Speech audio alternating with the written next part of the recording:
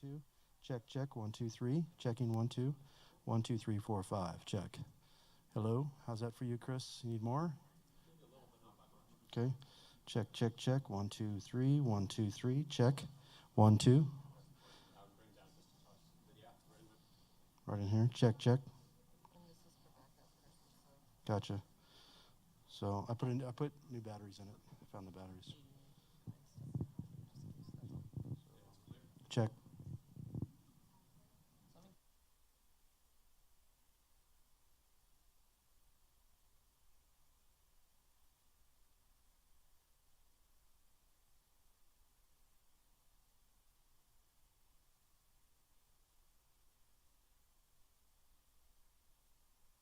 Now? Hello. Oh, it is very sensitive. I just want to test out like how close I have to sit here before I. Hello, my name is Michael Whitley. Oh, I've been upgraded.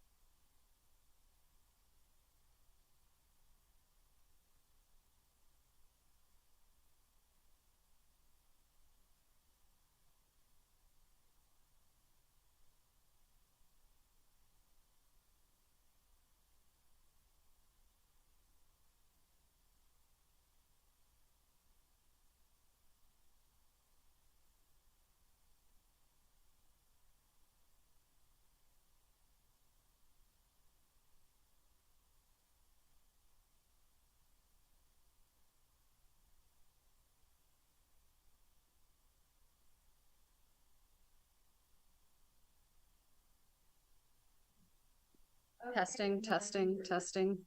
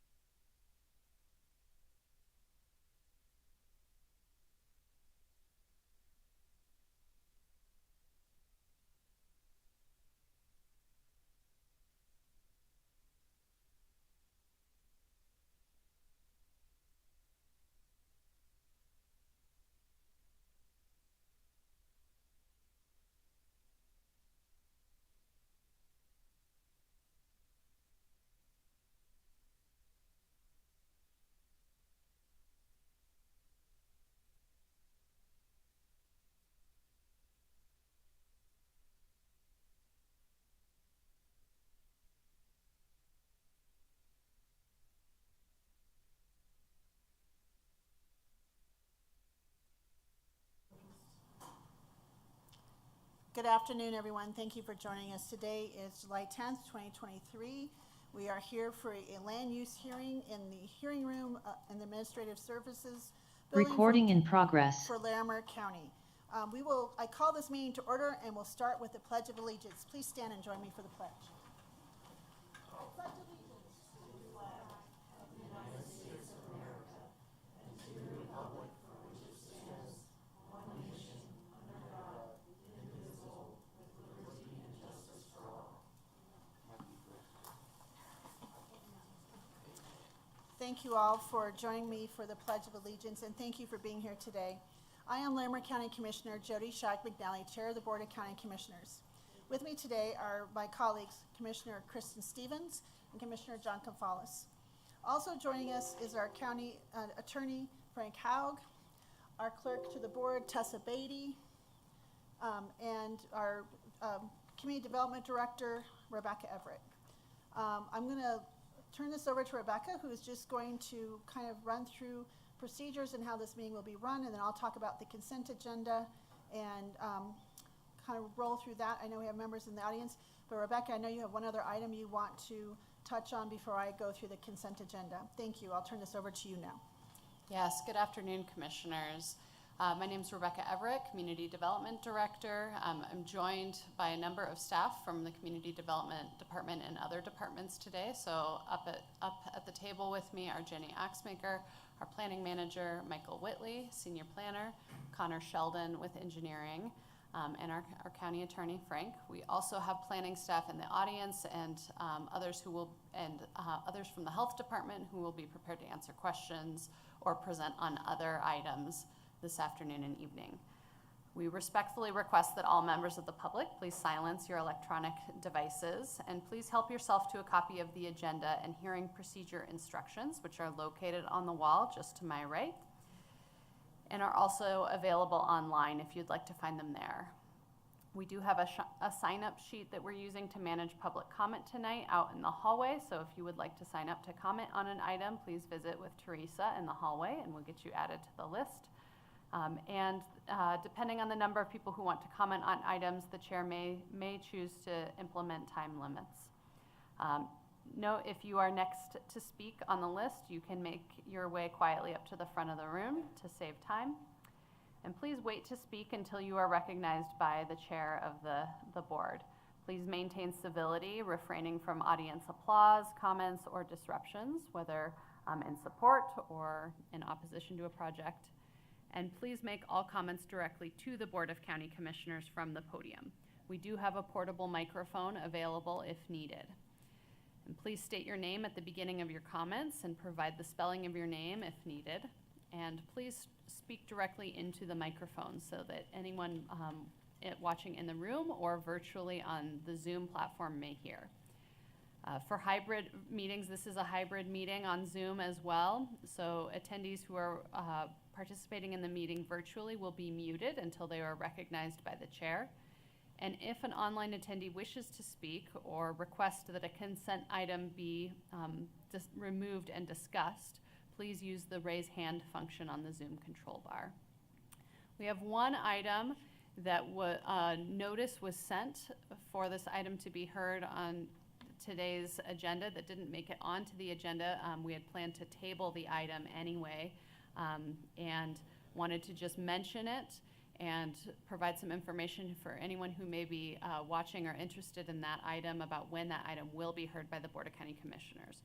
So this is for the Upper Thompson Sanitation District rezoning, which is file number 23-Zone3430. And this is a request to rezone a 9.01 acre parcel from the EVRE, Estes Valley Rural Estate Zone District, to EVCO, the Estes Valley Outlying Commercial. This is part of a condition of approval related to the location and extent review of that project. That item is still awaiting a recommendation from the Estes Valley Planning Advisory Committee, and so it has been tabled for this hearing and will instead be heard at the July 31st hearing of the Board of County Commissioners, and a new courtesy notice will be sent to property owners in the vicinity to make them aware of that date change. That concludes my overview of the procedures for this evening. Thank you. Thank you, Rebecca, and I appreciate that update as well. So with that, I'm going to move on through our agenda, and I want to go through our, sorry, I gotta pull up my, thought I had it pulled up, it was there, hold on.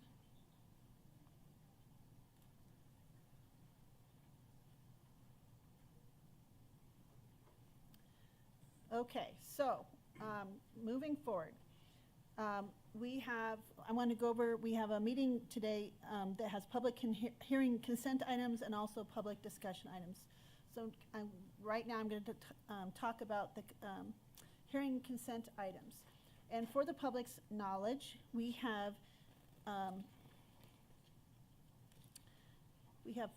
four public consent items.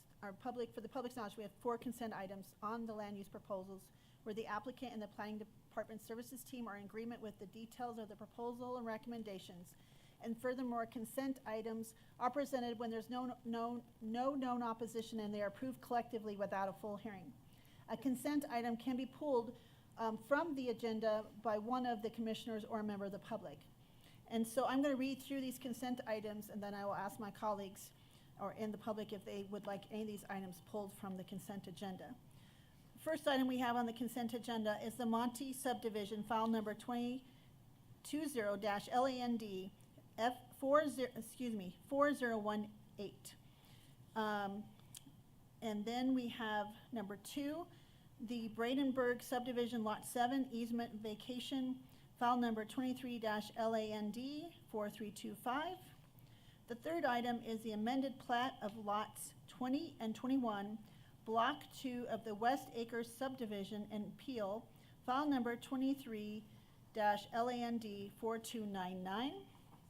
And the last item and fourth item on our consent agenda is the amended plat of lots 3, 4, and 5 of the Harrison Sunny Slope subdivision and lots 4 and 5 of the Harrison's Annex to Harrison Sunny Slope subdivision with easement, dedication, and plat notes removal. File number 22-LAND 4271. So with that, colleagues, do you have any of these items you wish to pull from the consent agenda?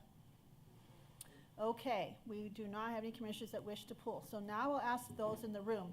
Is there any member of the public that wishes to pull one of these 4 consent agenda items from the consent agenda and have a full hearing? Please do so by raising your hand or coming to the podium. Okay, Rebecca, let's go to online with our hybrid option. Is there anyone who is joining us virtually who would like to raise their hand or speak up and ask for one of these 4 consent items to be removed from the consent agenda and have a full hearing? I will give it a moment. There are no hands raised. I'll just provide a quick reminder to those on Zoom. If you would like to pull one of these items for a full discussion, please select the raise hand button. I'm not seeing anyone. Okay, one last chance for the public. Okay, so with that, we see no one that would like to have any of these 4 items pulled from the consent agenda. So, Commissioner Stevens, I will look for a motion to approve the consent agenda, please. Yes, Madam Chair. I move to approve the items on the consent agenda subject to the conditions in the staff reports and further move to authorize the chair to sign the findings and resolutions. Thank you, Commissioner Stevens. Any further discussion? All those in favor? Aye. Aye. Okay, congratulations to those with those land use items. And so thank you, staff, for being here, and thank you for your work. Okay, so now we will move on to our discussion items on our agenda. Number 1, and just maybe before we get going forward, we have a long agenda tonight. We have a few items, and just to be careful and considerate of our staff and the commissioners, a certain time during this agenda, depending on how this timing flows, We may take a small break, and we will not break in the middle of an item, we'll break in between items. But I wanted to give you all a heads up that we might be taking a small break in between one of these or two of these items, and just want to give you all in the public and staff that heads up. With that, Rebecca, who is doing item number 1, the Walsh Plan Land Division Plan Development Appeals and Minor Modification File number 21-LAND 4185. Yes, let me introduce Michael Whitley, Senior Planner, who will be presenting that item. And just pause, Commissioner Stevens, I see your hand is raised. Yeah, Madam Chair, I need to recuse myself from the first item. I am friends with the applicant, Kathy Mathis, and who's representing TB Group, and so I will not be present for this item. Thank you, Commissioner. So we'll wait for you to leave. Thank you.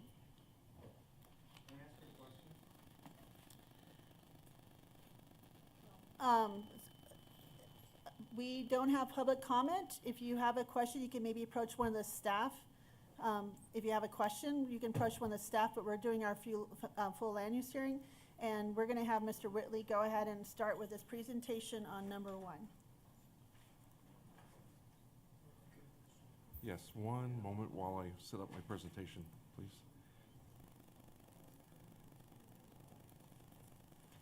Alrighty, there we go. Thank you. So again, I'm Michael Whitley with the Larimer County Planning Staff, and this is the Walsh Plan Land Division, Plan Development, Appeals, and Minor Modification. And I'll begin my presentation by saying this is a discussion item. I will be fairly brief in my presentation with the idea that Let's pause for a moment. I apologize to the public. We are in the middle of a transition here in the Larimer County Administrative Services Building, where our televising and recording and our broadcasting system is being updated, and there's a lot of changing out of equipment, and so we currently have our transition set up in the room, and so there's just seems like we need to maybe just pause. Are we all set? Okay, great. So we're moving on. So Mr. Whitley, thank you. Proceed. All right, thank you. As I was saying, let's make sure this is on. Can you hear me? Commissioner Cavales cannot hear me. Okay, sorry. Alrighty, great. So as I was saying, so this is a discussion item, but it will be fairly brief with my presentation, with the idea that we can circle back to any particular item, any review criteria or standard, if the commissioners have any questions or concerns. I know that this is a fairly full agenda, and the issues with this particular land division are known, and most of them have been resolved. But again, this is the Walsh Plan Land Division, Plan Development, Appeals, and Minor Modification. The request is preliminary plat approval for a planned land division to divide a 9.9 acre parcel into 24 lots, and a rezoning of the property from RR2, Rural Residential, to PD, Planned Development.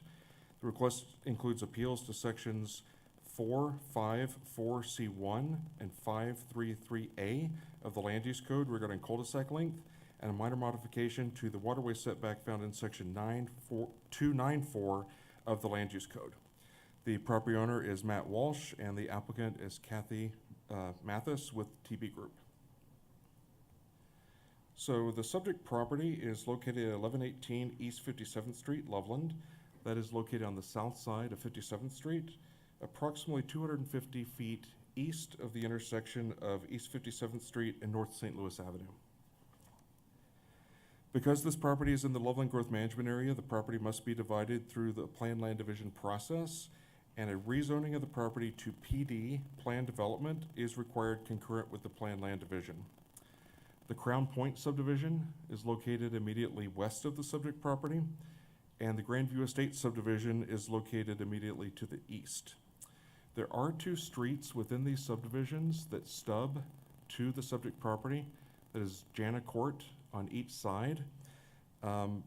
The proposed land division would connect these 2 streets, and then access to the new residential development within the Walsh planned land development would gain access from this connecting street and also from this cul-de-sac.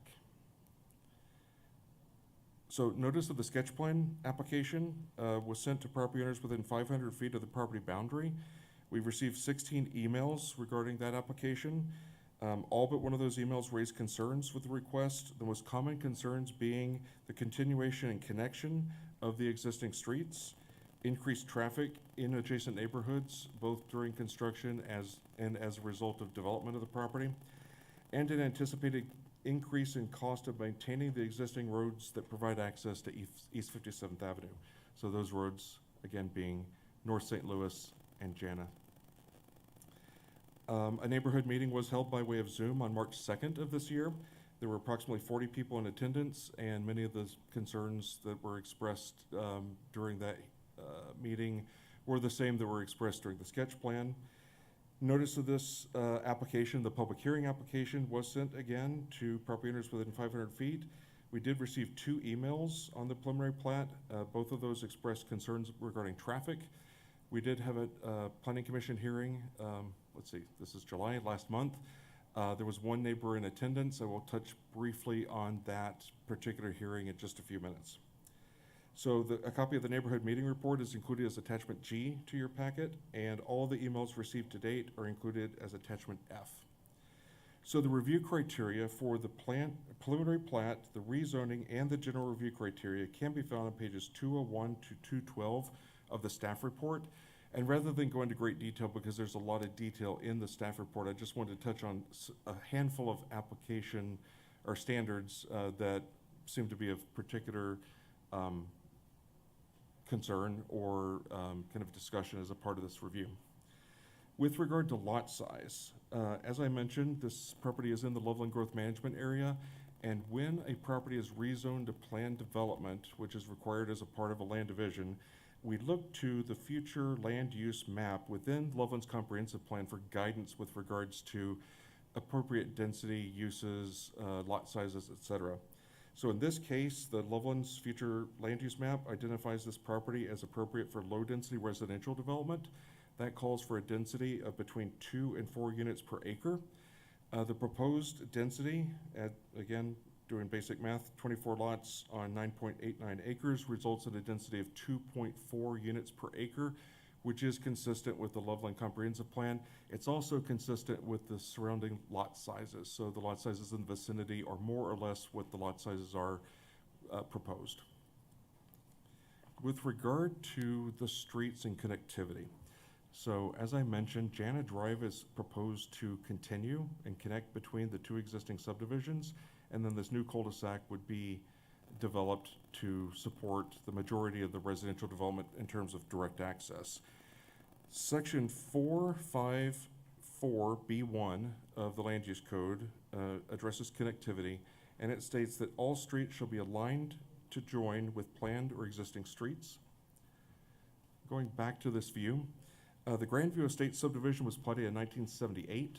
Again, Grandview Estates is to the west. And the Crown Point subdivision was platted in 1980. And the specific intent with Jana Drive, with the platting of these subdivisions, was for Jana Drive to connect when this intervening parcel was subdivided.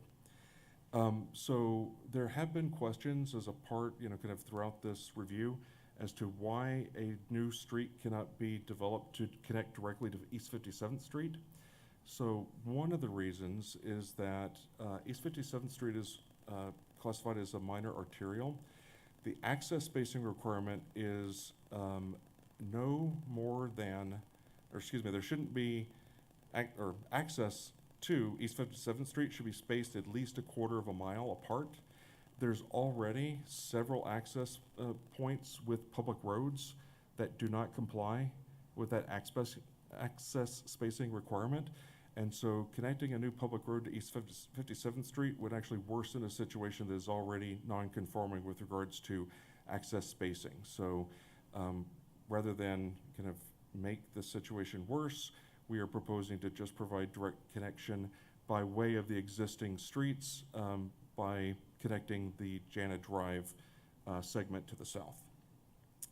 Regarding road maintenance, Larimer County does not accept new subdivision roads for maintenance. A homeowners association or public improvement district must be responsible for the maintenance of roads within the planned development.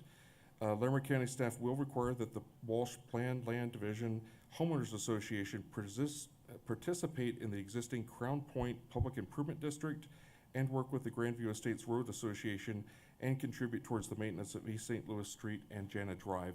And that is something that will be further fleshed out as a part of the final plat process, assuming that the preliminary plat is approved. Regarding the appeals, information on the appeals can be found starting on pages 212 to 213 of the staff report. The applicant has requested appeals to sections 454C1 and 533A of the Land Use Code regarding cul-de-sac length. Both of those standards point to a maximum cul-de-sac length of 660 feet. In this case, the proposed cul-de-sac is 704 feet, so that's 44 feet longer than what would be required or allowed by current, compliance with current standards. So the need for a longer cul-de-sac is really driven largely by the current configuration of the property.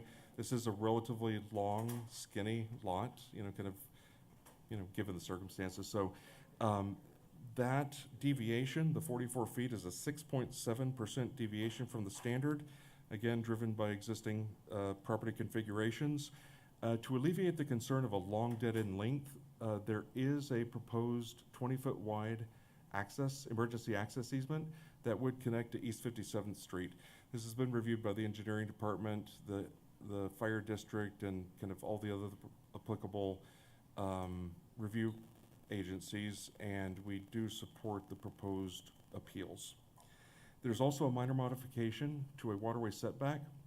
So there is a waterway that kind of makes its way from the west and then runs along the southern end of the property and then ultimately discharges into Horseshoe Lake. There's a wetland associated with that waterway.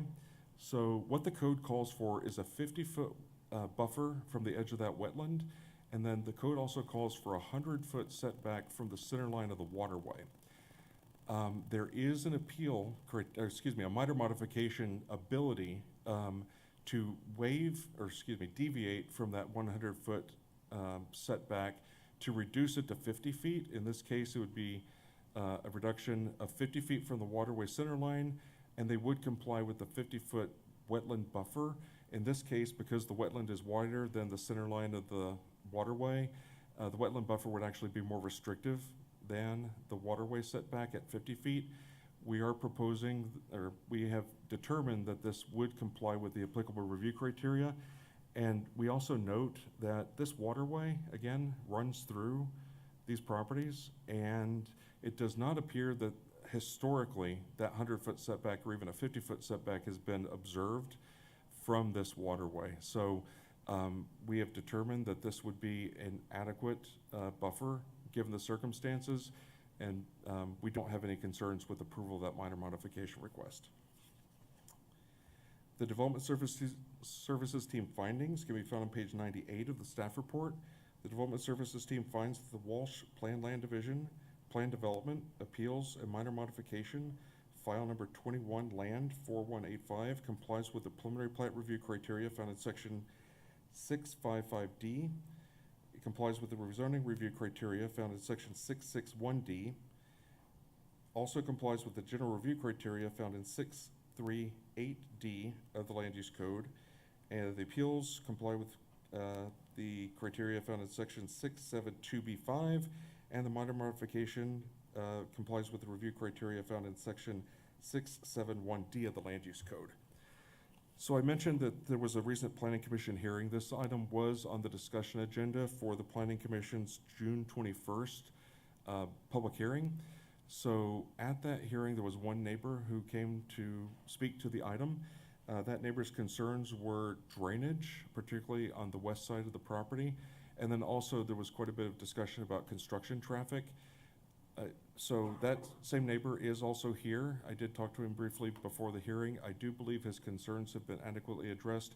We've talked internally about, with regards to construction traffic, funneling development of the land division, roads and such, allowing access directly from East 57th Street.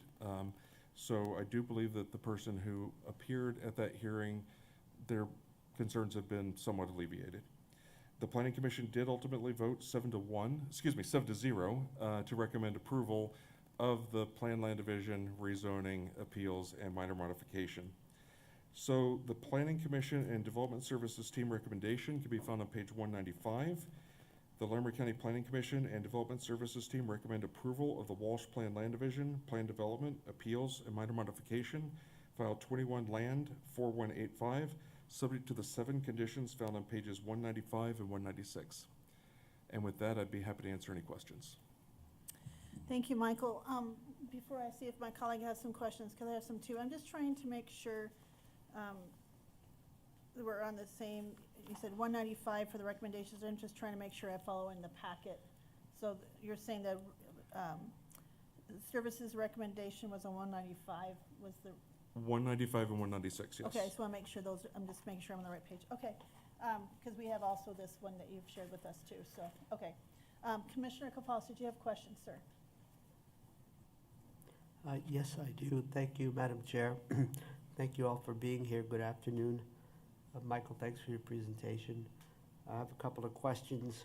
One is regarding the issue that's been raised about traffic concerns and the traffic entering into this new proposed development would come down Jana Drive, and then it would also have access off of North St. Louis because there would be a connection there.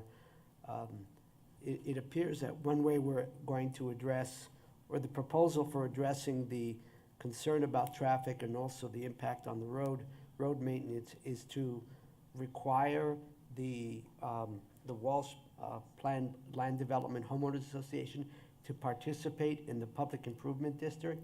How does that work? And in taking a new entity to participate in an already established PID? Correct. I'll give my answer, and then I'll let Connor and Frank Haug address, kind of elaborate on that if they care to. So what we say, as mentioned, Larimer County no longer maintains local subdivision roads, and so there's a public improvement district for Grandview Estates, but there is a road association for the other subdivision to the east. And so what we've directed the developer is to approach those two entities and then work out that they will pay their proportionate share for maintenance of those roads once, kind of to accommodate or to take into account the additional traffic that is going to be generated on those roads so that they pay into those PID and the road association on a proportionate basis. So the applicant's been aware of this requirement for quite a while. I do understand that they do understand the requirement. I don't know the extent of the conversations they've had, but that will be a requirement as a part of the final plat that they finalize those details. I do know that there's been a traffic study that looks at what percentage of traffic is going to each road. Connor has some additional information with that. Yeah, just to add on a little bit to what Michael's saying. I'm gonna, and Connor, would you just introduce yourself and your full title, please? Yeah, Thank Connor you. Sheldon with Larimer County Engineering Department. Just to add on a little bit to what Michael's saying. They will be required to contribute to both the PID and the Road Maintenance Association for JANA. If they were to form their own PID, that would have to be completed in an election cycle, but they can contribute to the PID without having to form their own. So they can contribute to it as an outside entity. And then similarly on the JANA side, as a part of the development agreement, we can stipulate in there that they contribute to the Road Maintenance Association for JANA as well. And those will be, the contributions, as Michael said, will be in accordance with what their traffic study says they're sending down each road, which at right now is 60% down St. Louis and 40% down Jana. Thank you, Michael. And, Frank, did you want to weigh in? Forgive me. Well, I was just going to say, with these sort of situations, you can't require them to join the PID because there's a process you have to go through to get included in the PID. But you could require, and we'll do a development agreement. If this is approved, we'll have a development agreement. And in that, you could require that they form a road association, and then the road association is responsible for collecting all of the fees from its people inside of the association. And then that would have to go to, like they said, it's a 60-40 split, I think, to the two different entities. So you could do it that way, and then they'd have to contribute those. That's how we typically do these. Thank you to all three of you for your responses. It's very helpful. I'd like to offer a quick follow-up. I think I know the answer, but I want to make sure. So therefore, what we have just been discussing is a condition of approval, and unless something can be worked out as has been described, this development proposal would not go forward? That's a good question. I don't know if it's a condition of approval or not. If it's not, you could make it one. Yes, and actually, so, funny story. I was actually under the impression that it was a condition of approval. I specifically remember adding it as a condition of approval, I think either at Frank or Rebecca Everett's suggestion.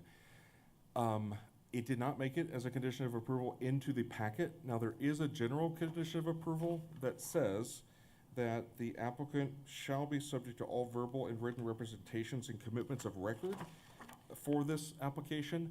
But it would be an option of the commissioners to add a specific condition of approval. I have no idea what happened to that. I do remember adding it. I don't know what happened. It might have been a different draft or what have you, but yes, that actually was contemplated until this afternoon. I was actually under the impression that it was a condition of approval. Thank you, and you had suggested that you had a funny story to share. I'm not quite sure if that's funny, but thank you for clarifying that, and that's something for us to consider as this discussion proceeds, to consider adding that as a specific condition of approval. Thank you. Yes, thank you. One more question, please. Sure, Commissioner. And that is, Michael, would you speak to, in reading the packet, I recall a variety of, forgive me, off-site improvements along East 57th. I think they're pedestrian-oriented, going in both directions. Could you speak to that and how that may help address, public safety and things of that nature? Yes, actually, there are off-site improvements, and I thought I maybe had a slide. I do not have a slide. There's an attachment that I can pull up, but I will let Connor address those. Connor actually does probably know those improvements off the top of his head. I don't have it in my PowerPoint. Okay, that'd be great. I'm going to pull up an exhibit to share that shows those off-site improvements. Thank you, Bear Connor. with me for a second. And they are included in our packet, so that's helpful, some of the visuals.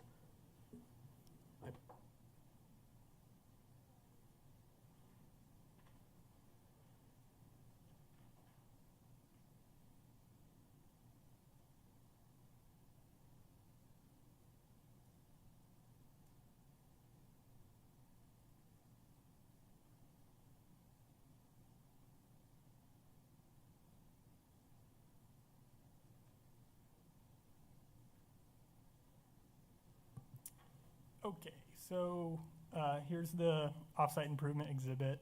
This is obviously just drawn onto an aerial. We'll get final construction plans for these at final plat, so that the details for these are not included here, but this just displays it pretty well. So the first thing, working our way from west to east, would be a 6-foot detached sidewalk from Lago Vista tying into Monroe.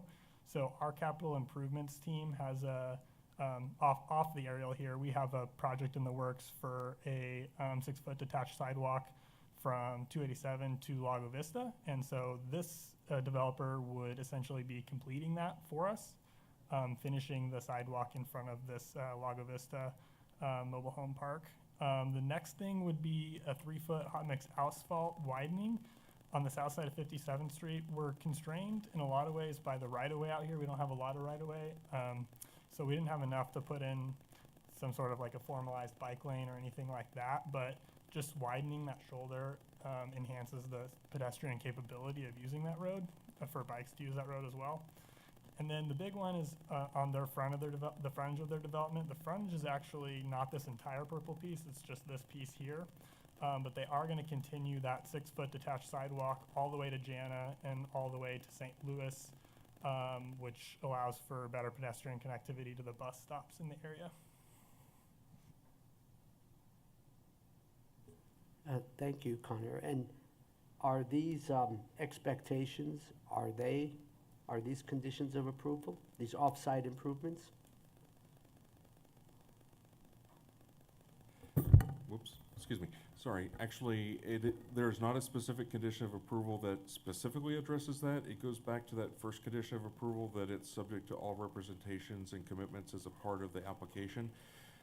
These are, off-site improvements are not super frequent, but they're also not unknown. And they're typically just handled as a part of the final plat. It is a requirement of the land division. So if you cared to make super sure that it kind of carried through, you could add a condition of approval. If you didn't, it would be upheld by the staff, but it can't hurt to add a specific condition of approval to this preliminary plat approval. Just to add on to what Michael's saying a little bit, these offsite improvements are stipulated by our Lucas standards, Larimer County Urban Area Street Standards, which we've jointly agreed upon with Loveland. So that's where these are coming into play. So the actual Lucas standard is something that we start with, and then we work with the developer on what improvements we could actually see benefit the area, and this is where we've landed after numerous conversations. So we will continue to uphold these through final plat per Lucas. Great, thank you, colleagues. So, thank you, Commissioner Kafalis. I want to build on that, and I have a couple other questions. So Connor, what did you call Lucas? Can you tell me what that acronym is? Yeah, our Larimer County Urban Area Street Standards. Okay. Just want to make sure I know which ones we're talking about. So that builds off one of the questions I had was, you mentioned the city of Loveland, because that's a GMA area, correct? And so they have, standards, or they're for how many per acre, but what are the standards for, is this also in line kind of with their standards for streets and sidewalks? Is that why we've been working with these offsite improvements? But how does that look for, the street and the traffic through and out? Is that matching or close to, is it more closer to our Larimer County Urban Area Street Standards, or is this kind of closer to the City of Loveland standards? Actually, within the growth management area, the urban area street standards are jointly adopted. So the Larimer County and City of Loveland have the same standards for these properties in unincorporated portions of the growth management area. Okay. And to add on to that, their internal road is meeting Lucas exactly. Okay. And then the offsite improvements, Loveland has had a representative at all of those negotiations as well. Great to know. Okay, that's helpful.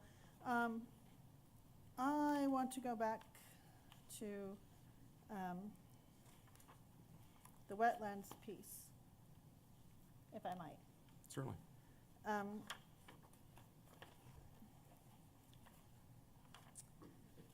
Can you pull that slide up that you showed and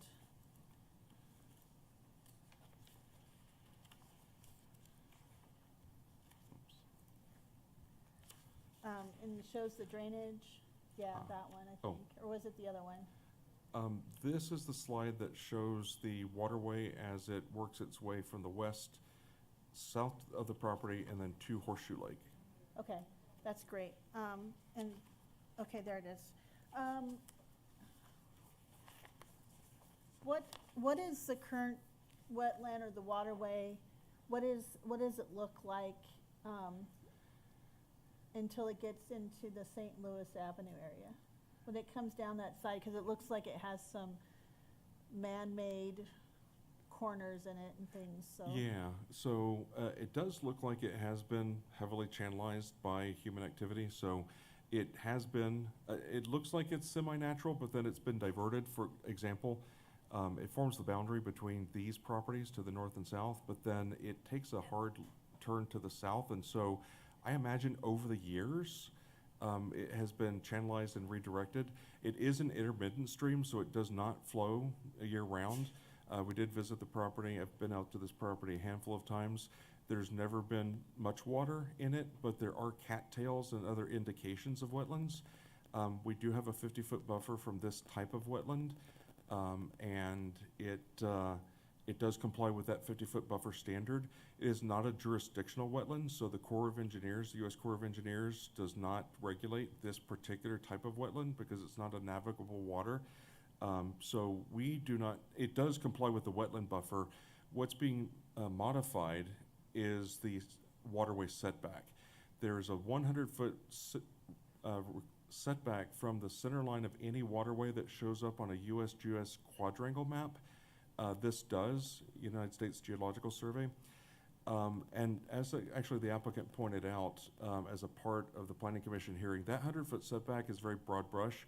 It applies to intermittent streams like this one. It also applies to the Big Thompson River and the Poudre River.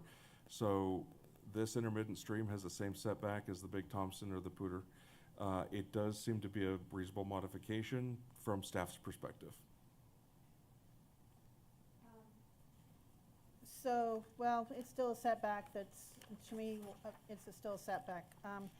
The line there on the site plane, the big thick one, is that the property lines from the plat, from the homes that are along the bottom? I'm trying to overlay the site plat, yeah. Actually, this does actually illustrate the wetland buffer. So this line here represents the wetland buffer. And so that's going through all those properties that are proposed. Yes, so there would be a new build area on the southern, not quite half of these lots. Now, if the waterway setback was not granted, or the modification, these lots would likely be not developable because they would not have the ability to meet the waterway setback. Now, part of the modification, the code stipulates that if a modification is proposed as a part of a development, it can be considered by the Board of County Commissioners as a part of that development. It would also be possible, given that there's a decision made here that would influence, kind of the path forward, but had this not been proposed as a part of the land development itself, it would be possible to plat the lots and then for each individual property owner to come through with a modification request on a case-by-case basis. Okay, that makes sense.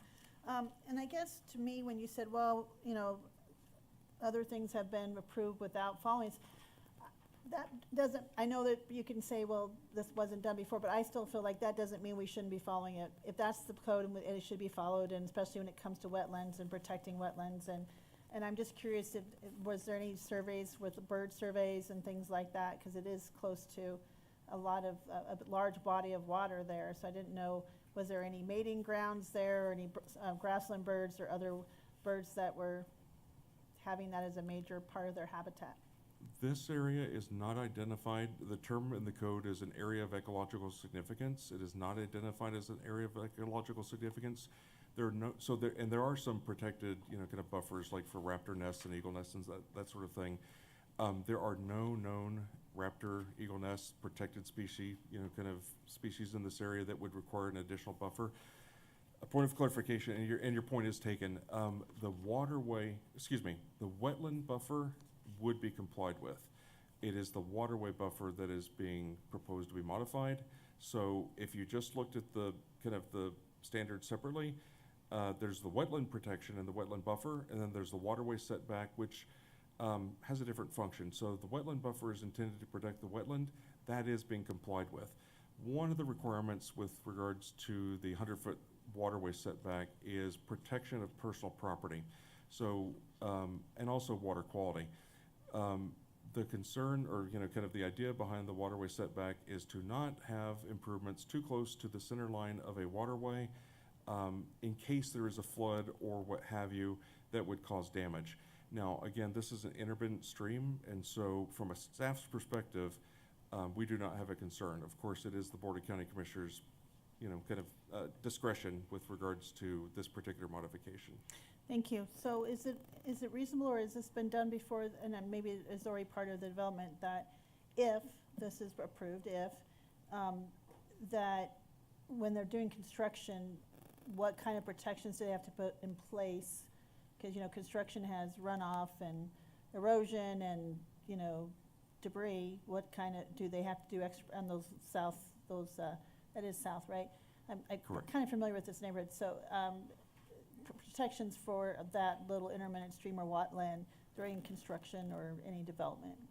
So we do not have a specific standard with regards to protection. What we say is that there will be a no-build area on the southern end of these lots, and development can't be proposed as a part of that. Of course, you can add a condition of approval should you care to, and I think Connor has something to add.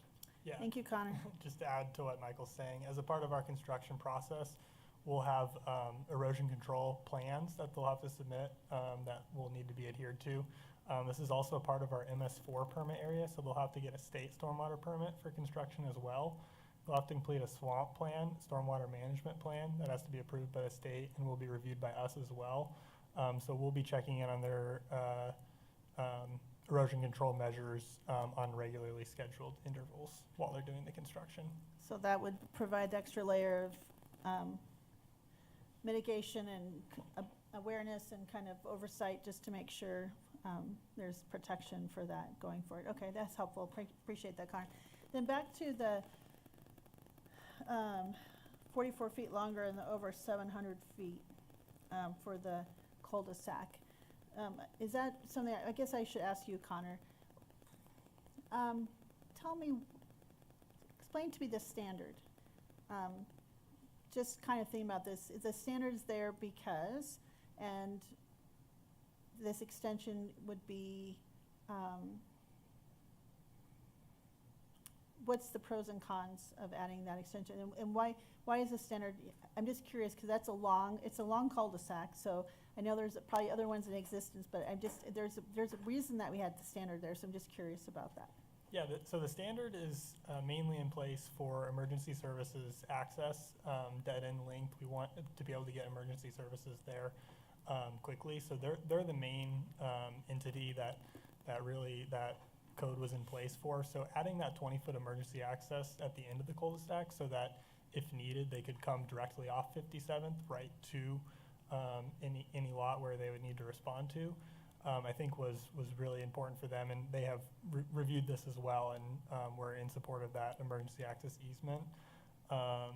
So really it's a minor deviation, and then with adding the emergency access easement, that really meets the intent of what the code was in place for. Okay, thank you. That's very helpful. I'm just really grateful you're all here today. And then one other question, and then I know we'll move to the applicant, because I might have more questions later. You said annual addition to the road association or to the other entities, and would that be something that each property owner would know? Would each property owner be paying into that? Was that assessed, or is that part of their dues, or is that to be determined? How, what is that? I see things in, because I live in unincorporated parts of Larimer County, and there's certain roads that 1/3 of the road didn't participate, and it's all potholed and dirt, and the other ones are participating and they're paved. And so there's lots of different examples. So what is the guarantee that, because I do hear from communities that are there, and then things come build on the side, then kind of come through their PID streets, and they pay for that maintenance, but other people are using. What's that, is that, I know it's not in the packet like you thought it would be, but what's the how do we make sure that they're helping contribute annually everyone who's using that road? Or is that for them to decide? How we ensure that, because it's equally shared with the folks that are adding extra miles and stuff on this road? Well, my suggestion to you would be to include it as part of the development agreement, that you make sure that they form a road association, and so everybody that buys a house in that neighborhood, it'll be in the covenants, and it'll be part of the public record. And the public record will say, you will be a member of such and such road association and will be responsible for paying the dues. And then the road association is responsible for policing it. They're the ones that have to make sure everybody does it, and if they don't, then the road association can put liens on people's houses and foreclose if they don't pay their dues. And that road association would be clear that it's not only just that new cul-de-sac, but they're contributing 60/40 to the other, Right. other parts. Okay. Okay, and then we can make that a condition of approval, or? That would be part, well, you could, my suggestion would be in the condition of approval, you say, the development agreement shall include a provision that outlines this 40-60 split, and that there's a road association which will be formed in order to meet that requirement. Okay, thank you, Frank. Because this is not uncommon, actually, for a lot of people, because as we develop, there's people that have been paying for road maintenance, so. Okay, so Commissioner Cost, do you have any other questions?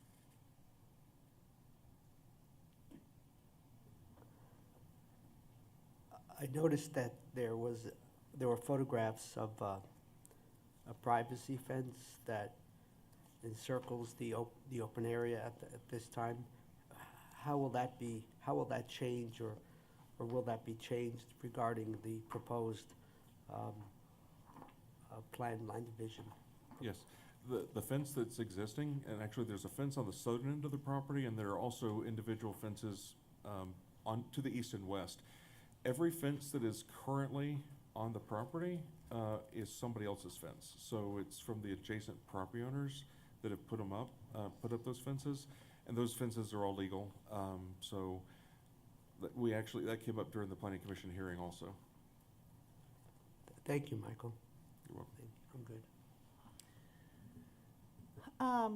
Okay, I think that's all I have for now. Sorry, I just wanted to kind of dig into that. So I guess we'll go ahead and move on to the applicant, and we usually give the applicant about 10 minutes to present. Is that, looking at Rebecca, we didn't inform them any differently, correct? I would maybe just check with the applicant and see how much time they feel like they need. Good afternoon. Yeah, I like to ask, because we try to be consistent, because, per hearing says, so is 10 minutes adequate for you to present? I think so. Okay. Yeah, depending on what questions you might have. If we have questions, we'll kind of hold our questions to the end so that you can have your 10 minutes, and then what we'll do is we'll ask our questions, and then we'll have public comment, and then you can have that 5-minute rebuttal time to the public comment, and then we'll go from there. So is that, okay. 10 minutes is fine. Excellent, Yeah, thank you. My name's Jim Birdsall. I'm with TB Group. I'm Kathy Mathis's business partner. Kathy is not able to be here today, so I'm filling in for her. Thank you for the opportunity to present the project. I will keep my presentation brief. I think Michael did a very nice job of covering the project. So I just wanted to hit a couple of brief highlights. So if we could go to the next slide, and go ahead to the next slide. And I guess go ahead to the next slide, since Michael's covered these. So this is related to the variance request to the cul-de-sac length. And I think it should be highlighted that from our perspective as the applicant, we were more than willing to connect out to 57th Street, which would have allowed this to comply with Lucas as far as the cul-de-sac length, but it wouldn't have complied with Lucas relative to intersection spacing on 57th. So we as the applicant were sort of caught in a no-win or a catch-22 where we really had to ask for a variance to one or the other. County staff was very clear that they preferred the cul-de-sac rather than an additional connection out to 57th Street, and we understand why. That connection would have been very close to other intersections, and I think would have been a scenario that would have been significantly less safe. And as Connor mentioned, we did agree to do an emergency connection there, which addresses the primary concern of the cul-de-sac length, so that fire and emergency services can get in both ways if that cul-de-sac happens to be blocked on the south end. So we felt like this was a good compromise and something that staff felt comfortable with. So if we could adjust to the next slide there.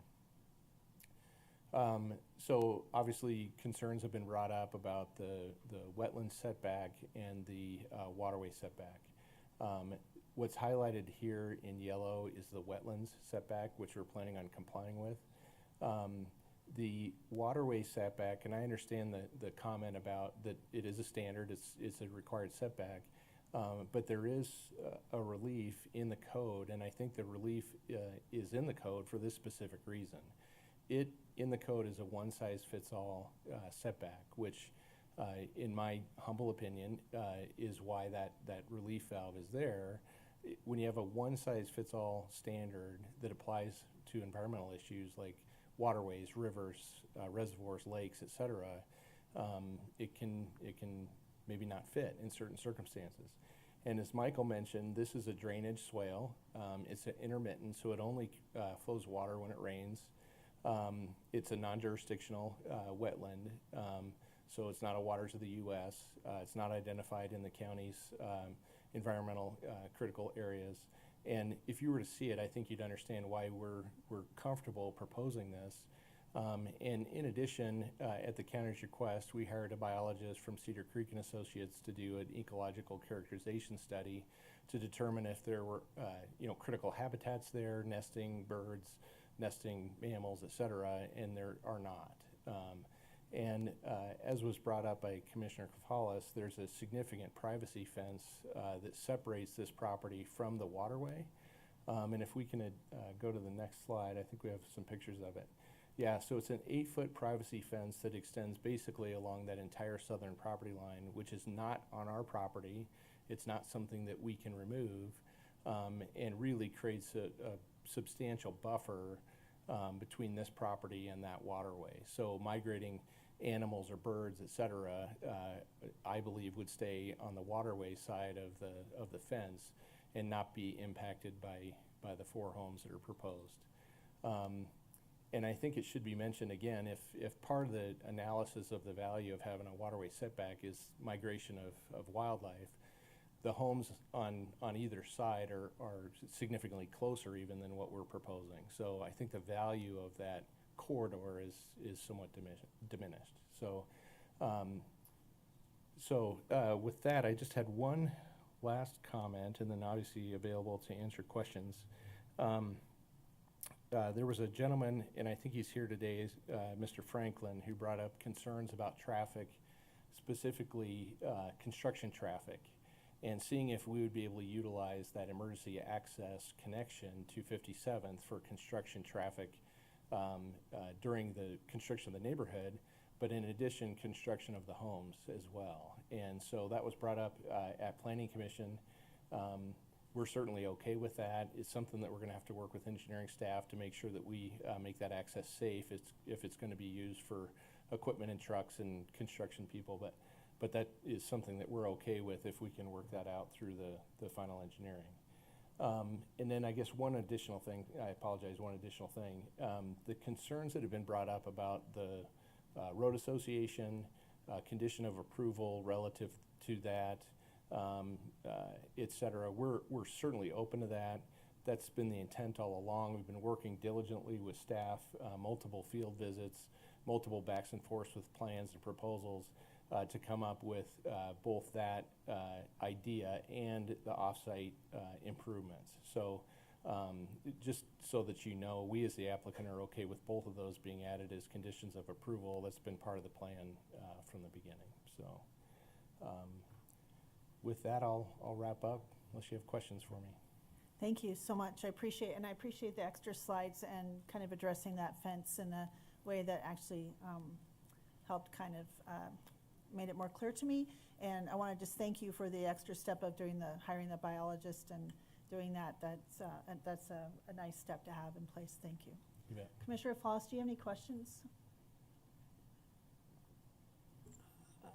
I do not have any questions. I just want to make a comment regarding the matter of wildlife and potential impacts on wildlife, or if that's a corridor. I do believe that one of the referring agencies was the Colorado Parks and Wildlife, and asking them about this proposal, and we did not hear a response. So that suggests that there's nothing that has alerted them. That is correct. Yes, I saw that as well, but I do appreciate that extra step, so thank you. Yes. I don't think we have any other questions, but we might be calling you back up, and we'll have public comment now and then you'll have a chance for rebuttals, so, but in just 5 minutes, so. But thank you for that presentation. Thank you.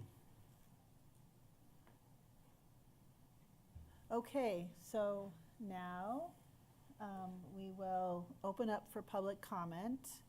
And Rebecca, I'm just trying to look at the list that I've been watching. Are those for which, I don't know, is that, I know you have this in here. I haven't watched the last few minutes. We have just one commenter or member of the public signed up Okay. to comment here in the room, and that's Mr. Larry Franklin. Okay, that's what I have too. Just want to make sure I'm correct. So we'll go ahead and open public comment. I'll invite Mr. Franklin up to the podium to make his public comment. You'll have 3 minutes, and then we'll see if anyone online has any, or if anybody else in the room wants to make a public comment. So Mr. Franklin, you're welcome to come up to the podium. Please identify yourself and where you're from, and you'll have 3 minutes. And I don't know if staff will put a timer up on there for him, or help me keep track of that. So I can welcome. help keep track of time. Thank you. Larry Franklin, and I live in the Crown Point Division. Really, I didn't know I was signing up to talk, but I just wanted to say that most of my concerns from last time have been addressed. The only thing we didn't talk a little bit about recently here was the KT Farms drainage coming down a swale, which would be on the western side of this property running north-south. And as long as, from the last time it was said that that would not ever drain into the existing properties, and so I'm happy with that. So for what I've heard so far, and looking at being able to access to 57th and sharing the cost of maintaining the additional traffic on our roads, I'm happy with what I hear. Thank you, Mr. Franklin. I appreciate that. Thank you for your public comment. Okay, so now I'll open it up to anybody online who might have raised their hand or indicate to Rebecca, our director, if they would like to make a public comment about this land use item. I do not currently see any hands raised. We'll give it a moment. If you're here or watching the hearing to speak about this item, the Walsh Planned Land Division, this is your chance to provide public comments if you're online or in the room. I don't see any hands raised. Okay, thank you. I will open it up to anyone in the public that is in this room currently. If you'd like to make a 3-minute or however long you wish, you have 3 minutes to public comment about this land use item. You're welcome to do that now. You're just able to come up to the podium, identify yourself, and you'd have 3 minutes.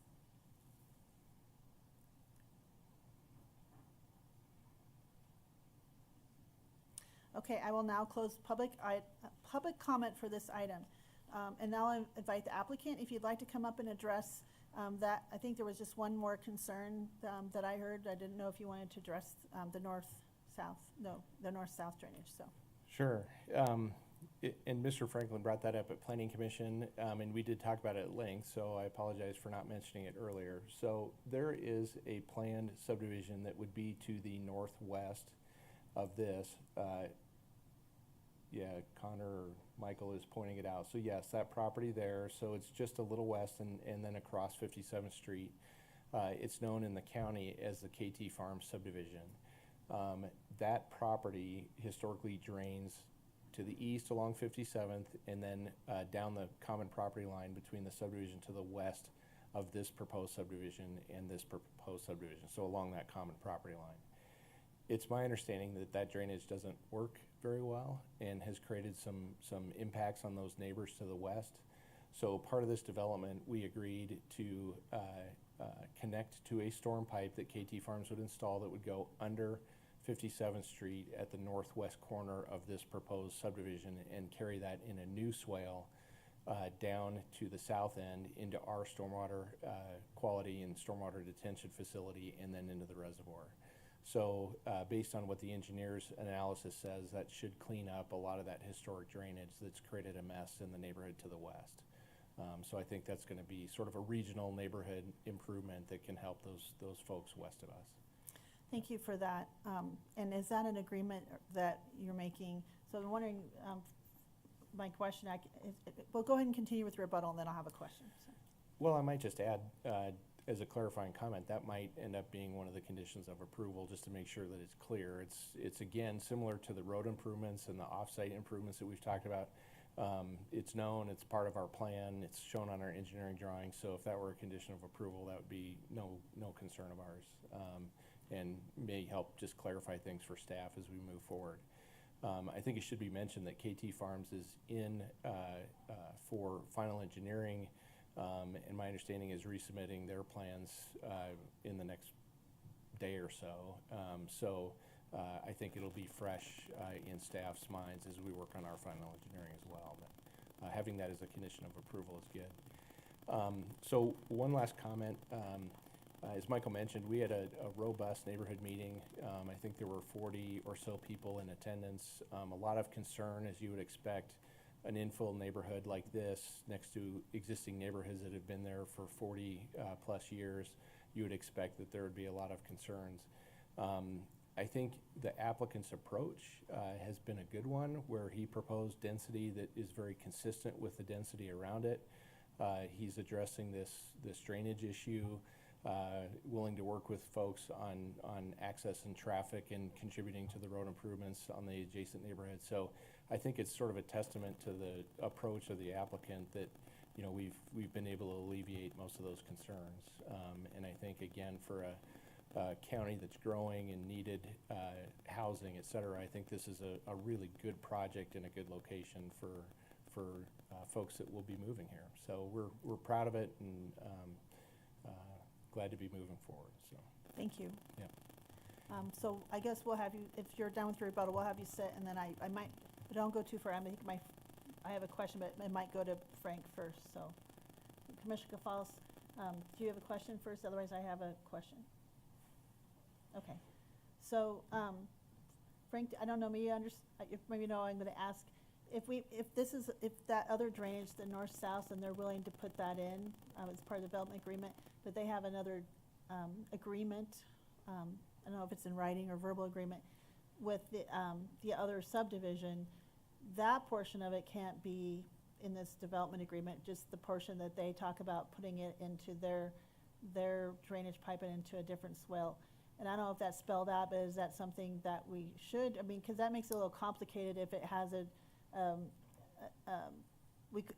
don't know how that should be addressed with a different agreement. And if they do this part, but they don't do this part, that may not help them, you know. Yeah.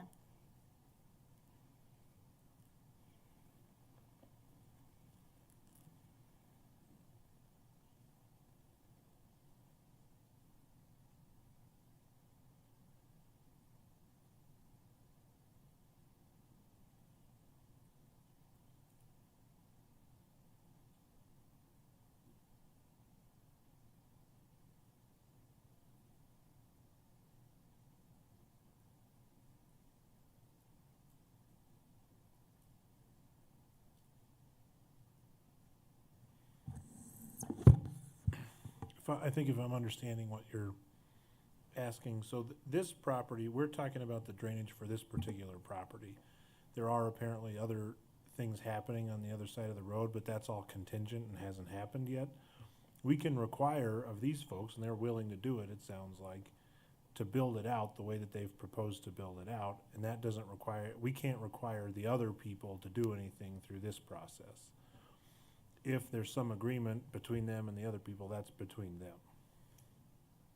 And Yes, that's just- what I, Just that's, to add on to that. Yeah. It's a requirement of our stormwater standards that sites convey upstream offsite flows.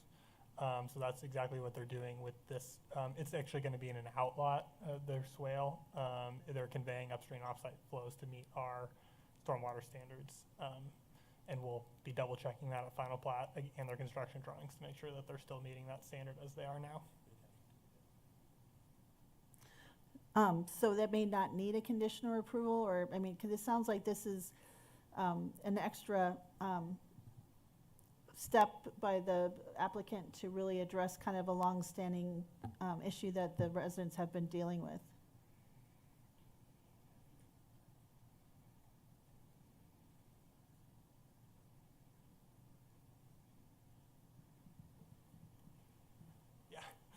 Sorry, No. conferring legal and engineering, making sure we're on the same page here. Let's, But yes, let's they're- make sure we're on the same page. They're doing what they have to do to meet our stormwater standards by conveying upstream offsite flows. And in doing so, they're resolving a longstanding drainage issue that we've had for the area.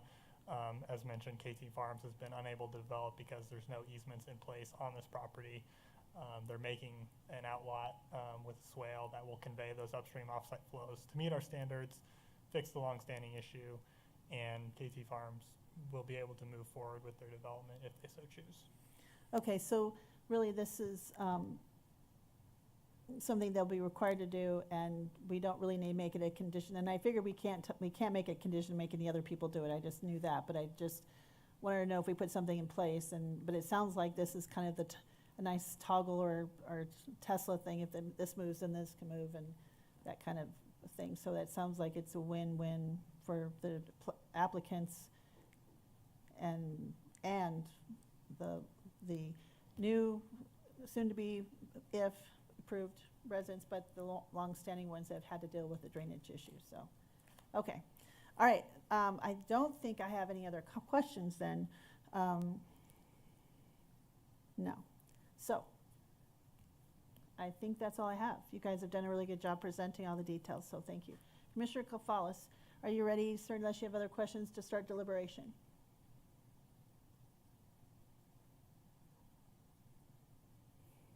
I'm ready to start deliberation. Okay, I'll Would let you you- begin, sir. Well, I appreciate, it seems to me the applicant is going a bit above and beyond due diligence in this proposal. I appreciate the community engagement and Mr. Franklin taking the time to be present and speaking to the current situation where a lot of the concerns that have been raised in the past have been addressed. Based on our development services team, the various applicable criteria that are everything from preliminary plat reviews to minor modifications to, there's a whole bunch of review criteria in there. It looks like we are complying with those criteria. Therefore, I can support this proposal. I would add it seems to me that the condition of approval that was raised earlier regarding the development agreement, including participation in the road association, that seems like a reasonable condition of approval. It seems like, I didn't think it was necessary because it is in the current condition of approval regarding subject to all of the verbal or written representations and commitments. But it does appear that the applicant is willing to do that. So I would like to move to approve this with the conditions of approval that are already in our packet, and also add the condition of approval regarding the development agreement as it relates to participation in the road association and the off-site improvements, the pedestrian things. And as far as the exact wording of that, that's why you're the county attorney. So that is my deliberation. Support with a couple of additional conditions of approval, plus what's been presented to us from the community development team. Thank you, Commissioner.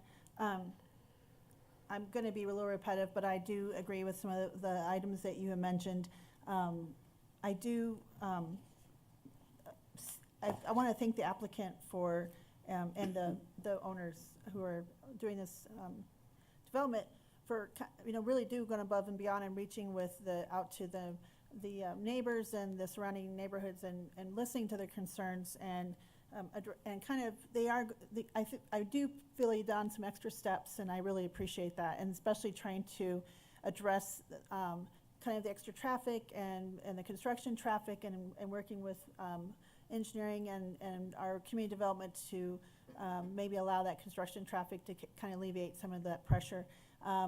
Mr. Franklin, I want to thank you and your community for coming today and to be present and to state your concerns, but also say your concerns have been met. That's very helpful for us to know that you feel like your concerns have been addressed, and I really appreciate the relationship and the relationship building and trust that you've built with the community that you're listening and trying to move forward.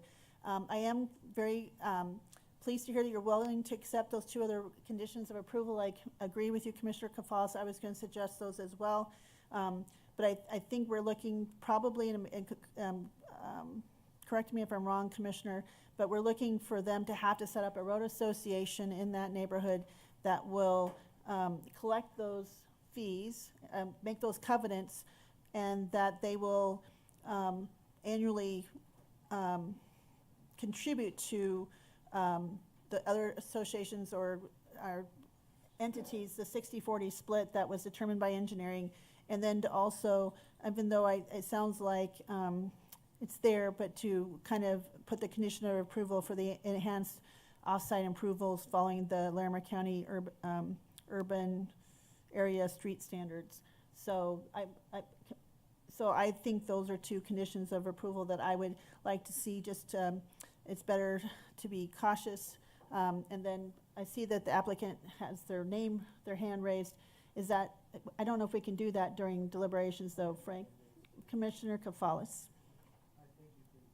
I just wanted to clarify in your statement, I believe you indicated that the condition of approval would require that a road association be established. It is my understanding that the road association exists for the Crown Point neighborhood, I believe, and on the other side is the Public Improvement District. We wouldn't be establishing a road association. It's the other way around, whatever. We wouldn't be establishing a road association. We would be establishing a development agreement to ensure that that split and the cost sharing occurs. Is that right? Well, I thought, Frank, you had mentioned when you were talking about establishing covenants or something that would make sure everyone contributes to this. And so I don't know if it's then covenants or what it is. I mean, if it doesn't need an association, No, I think we should have an association, and he may be able to answer this question, and I think that's fine if you ask Okay. him. But what I think you're getting at is, you either have to join the existing road association, which they'd have to work out amongst themselves, or they would have to create their one. The point is that there needs to be something in the public record, in the covenants, so that now, before they start selling the lots off, so that when they start selling the lots off, it's public record that they have to join the road association, and it complies with the covenants, so that if people don't pay, then the HOA or the road association can lien their houses. Yes, that's exactly what I'm trying to say. And so and I'm sorry, it's Monday. Would you like to address that? Yeah, sorry to interrupt. I just had a point of order. I think it might be wise to have something along the lines of form a road association, join the existing road association, or form a public improvement district.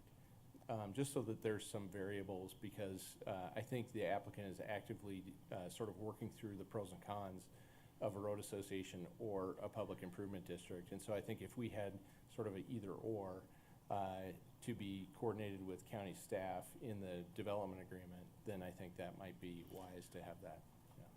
So, that's fine for that flexibility. I guess my point is, I want to make sure that 60-40 split, I mean, they might be maintaining they have to maintain their cul-de-sac, but they're also contributing to the other entities, because you'll be using their roads. So so it's kind of like you're taking care of your thing, but also contributing to your neighbors.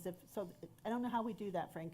I think what he just said makes sense, if that's what the board wants to do, but that would it would say, you are gonna have to pay this. You can either pay it by forming your own road association, joining the existing one, or forming your own PID. And it would either of those 3 things would accomplish the same thing. Mr. Cafalas. Yeah, thank you. Just one more bit of clarification. Putting in the third option of forming a public improvement district. I just want to make sure it's clear that the time frame for that is different.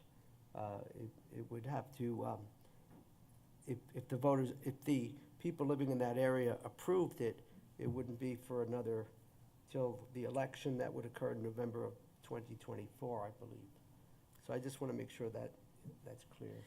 And I would want to clarify that if the PID fails, there still has to be something, right?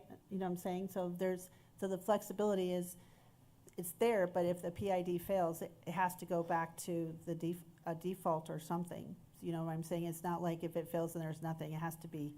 So I don't know how we would word that, Frank.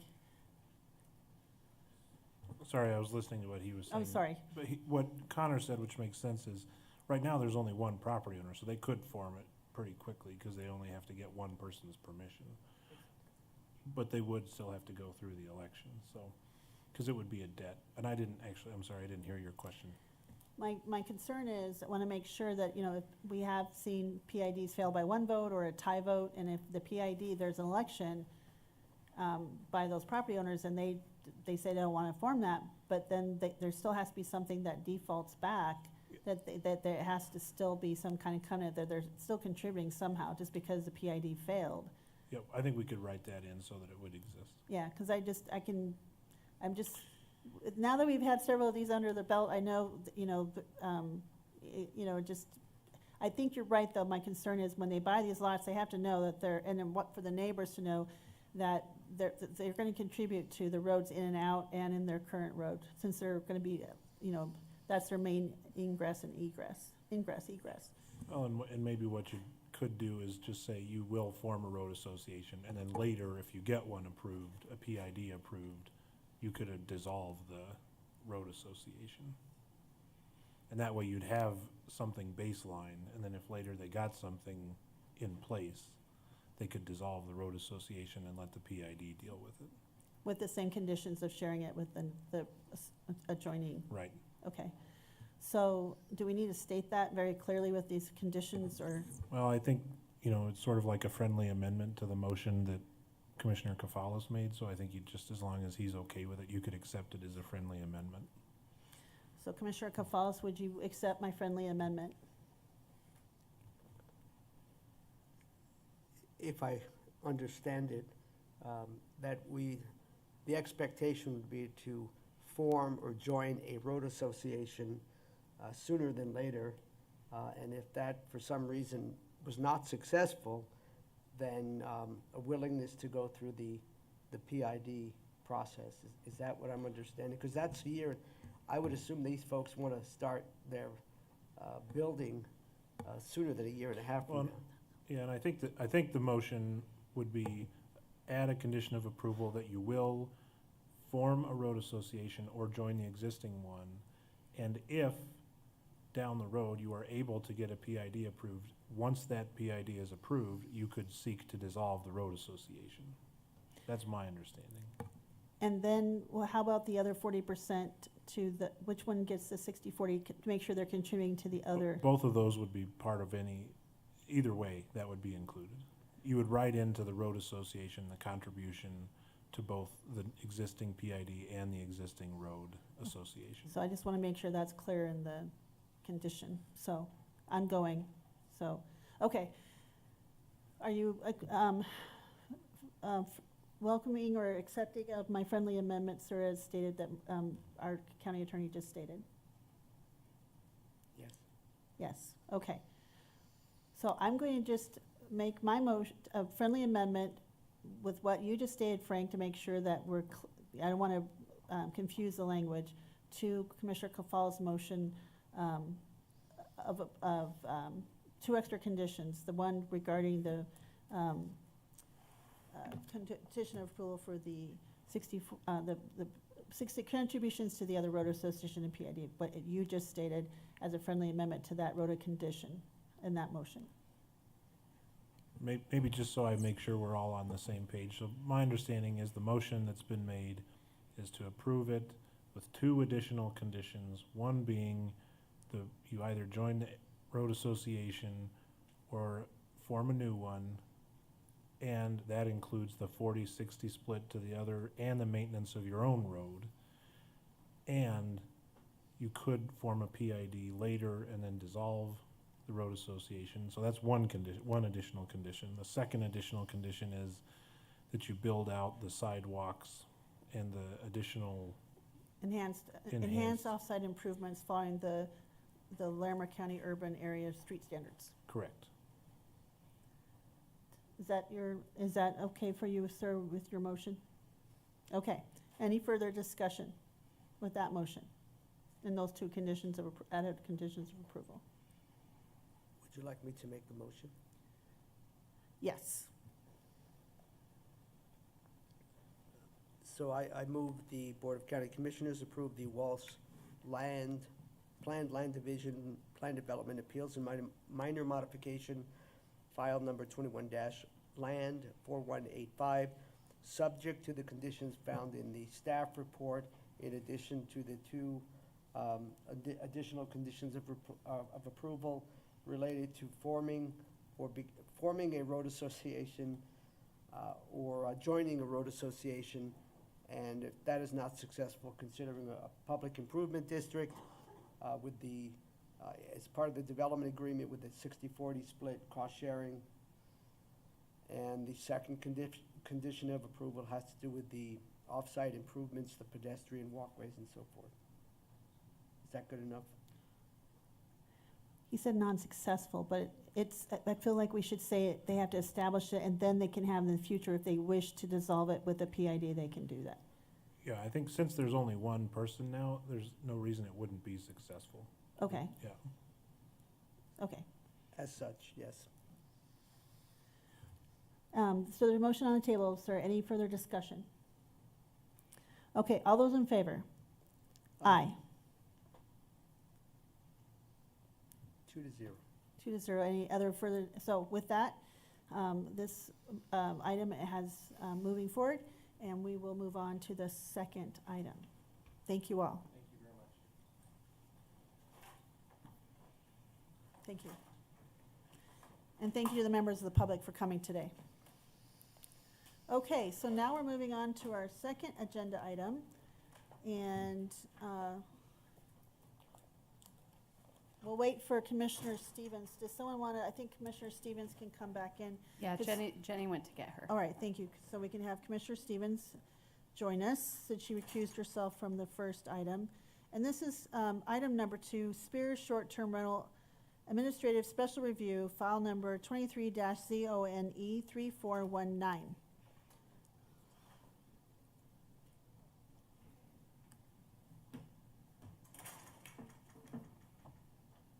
We can wait for Commissioner Stevens. I Yep. just want to Yep. mention we have Logan Graves online, who will be virtually presenting this item. And of course, we have staff here in the room who can provide support as well.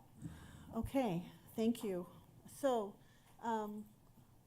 Logan, we'll go, thank you for joining us today. And let us know if you can't hear us very well. We can see you. And we have the packet in front of us, and we've read the packet that was given to us. So I'm going to go ahead and have you proceed. If we have questions, I don't know if you can see us. Should I just interrupt you when my colleagues raise their hand to let you know if we have a question? How would it be best to signal you? If I just stopped and said, Logan, we have a question, or? That'll work. That's Okay. perfect. Okay, thank you. Go ahead, proceed. Thank you. Yeah, absolutely. Can you all see my screen? Yes, we can. Okay, awesome. Well, so this is the Spears Short-Term Rental Administrative Special Review, project number 23-Zone 3419. The address is 40 North Fork Road in Glen Haven, and the subject property is located northeast of the intersection of North Fork Road and Devil's Gulch Road. The applicants and owners are Rebecca and Kurt Spears. The property is zoned RR2 rural residential and is served by on-site septic well with access off of North Fork Road. The lot is 2.8 acres in size, and the applicants are requesting approval for a small short-term rental comprised of 2 bedrooms and 1 additional sleeping area for a maximum occupancy of 6 guests. The Larimer County Land Use Code defines a short-term rental as a dwelling rented to transient guests for short-term lodging when not occupied by the owner or renter. Short-term rental use is classified as a low-intensity accommodation use and is permitted in the RR2 zone district following administrative special review. Community notice was sent to 204 neighbors. The department received comments from one neighbor in opposition of the STR, with an additional 2 opposing comments received after notice of the public hearing was sent. Concerns include flooding, traffic, fire hazards, among others, and comments are included in your packet in addition to the applicant's response to the concerns. Administrative special review requires the general review criteria in Article 643D be met, in addition to the supplemental review criteria for small short-term rentals found in Article 335B2. And due to the nature of the neighbors' concerns, the Community Development Director determined that the application be referred to you all for decision. Staff has found the proposed administrative special review for the Spears short-term rental 1 meets or will meet the criteria in section 335B2, and 2 meets 3 out of the 5 criteria in section 643D. Staff does not have a conclusive determination on criteria 1 and 2 of section 343D. The development services team is not making a specific recommendation on the Spears short-term rental file number 23-zone3419 and has presented all the information by which you may base your deliberation and decision. So 2 suggested motions are displayed. The first to deny the application and the second to approve the application subject to the 8 conditions outlined in the staff report. And I just need to point out that the staff report did include 9 conditions. However, condition 7 was included by error and is not applicable to this application. And with that, I'd be happy to answer any questions. Okay, colleagues, do you have any questions? Yes. Commissioner Kafalis. Yeah, Logan, thank you for your presentation. Could you explain again what you just said regarding the conditions of approval and referencing number 7? That upgrade is not required? Yeah, that was carried over from another staff report, so that's not applicable to this application and should be omitted. Good. Thank you. Mm-hmm. Okay, thank you, Logan. And I'm not sure who I have a few questions. I'm not sure who I should ask them for first. My first question is, and I know maybe this is for Rebecca, maybe Logan, you know, too. I noticed, and maybe I'm not comparing, seems like the approval for one is 2 years if it's not in use or commenced, or a building permit and development construction permit is not issued. Then another one in another land use item coming up, it was 3 years. What's the standard? Are we giving 2 years or 3 years, and what's that standard?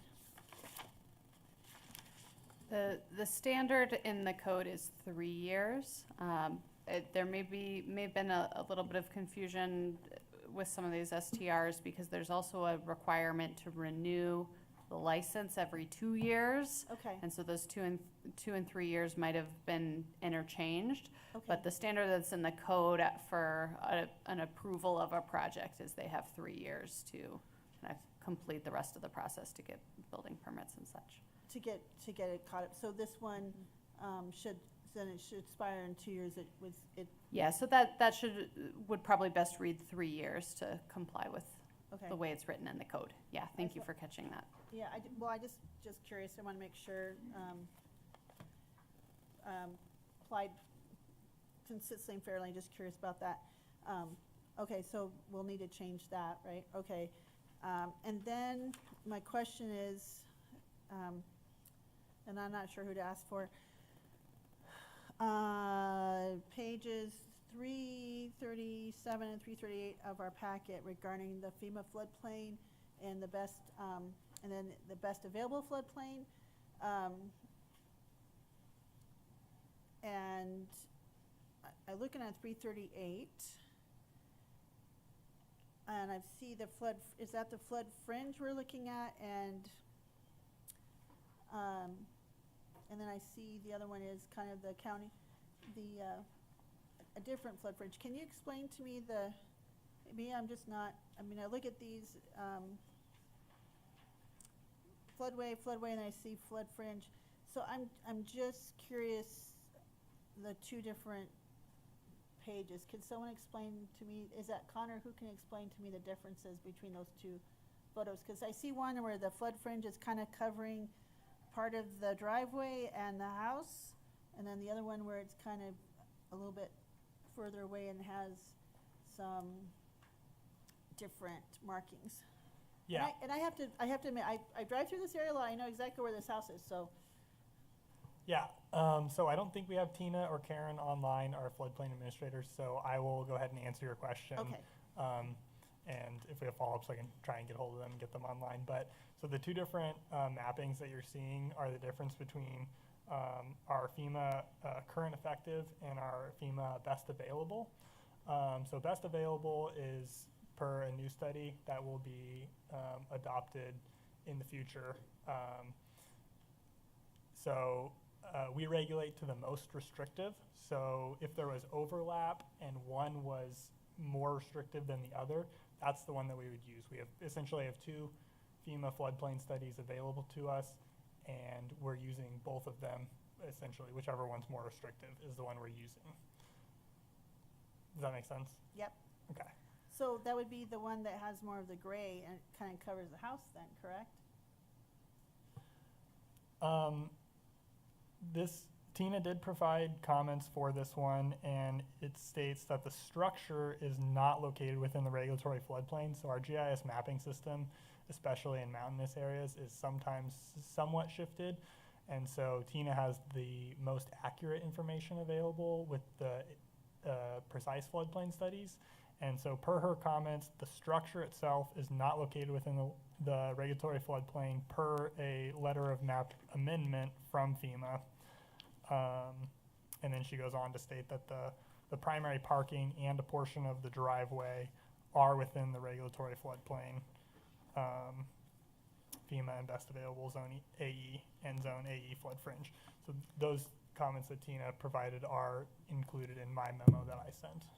Cool, and I saw that. I just wanted to kind of talk about it. So, and I see that the driveway, and I think the applicant said they would be very clear about a shelter in place since the evacuation route would kind of take them through the area. Yes, that is how Tina and Karen have been reviewing these applications under the short-term rental regulations that were in effect when this application came in, was for the shelter-in-place regulations. And then, as you know, we have some, the regulations have changed, but were not in effect when this application was presented. Yep, I know. That's why I'm trying to make sure I'm looking at this with the other lens. So I'm looking at the comments from Chief Segorda from the Glen Haven Area Fire Department. And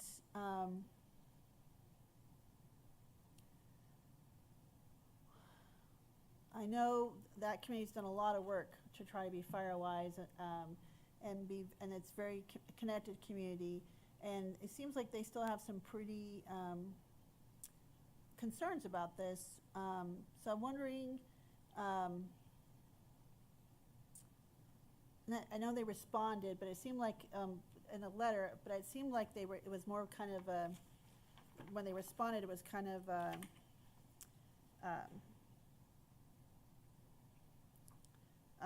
kind of similar to the other one, to the other people that had concerns. And so I'm wondering, and it seems like the owners are willing to kind of join and volunteering with the fire department. They're a pretty rigorous group. They train pretty hard. So I'm wondering,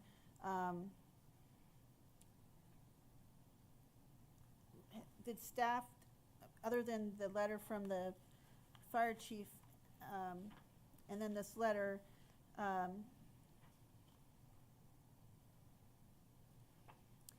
does staff feel like the applicant adequately addressed the fire chief's concerns? Or is that for interpretation for the county commissioners?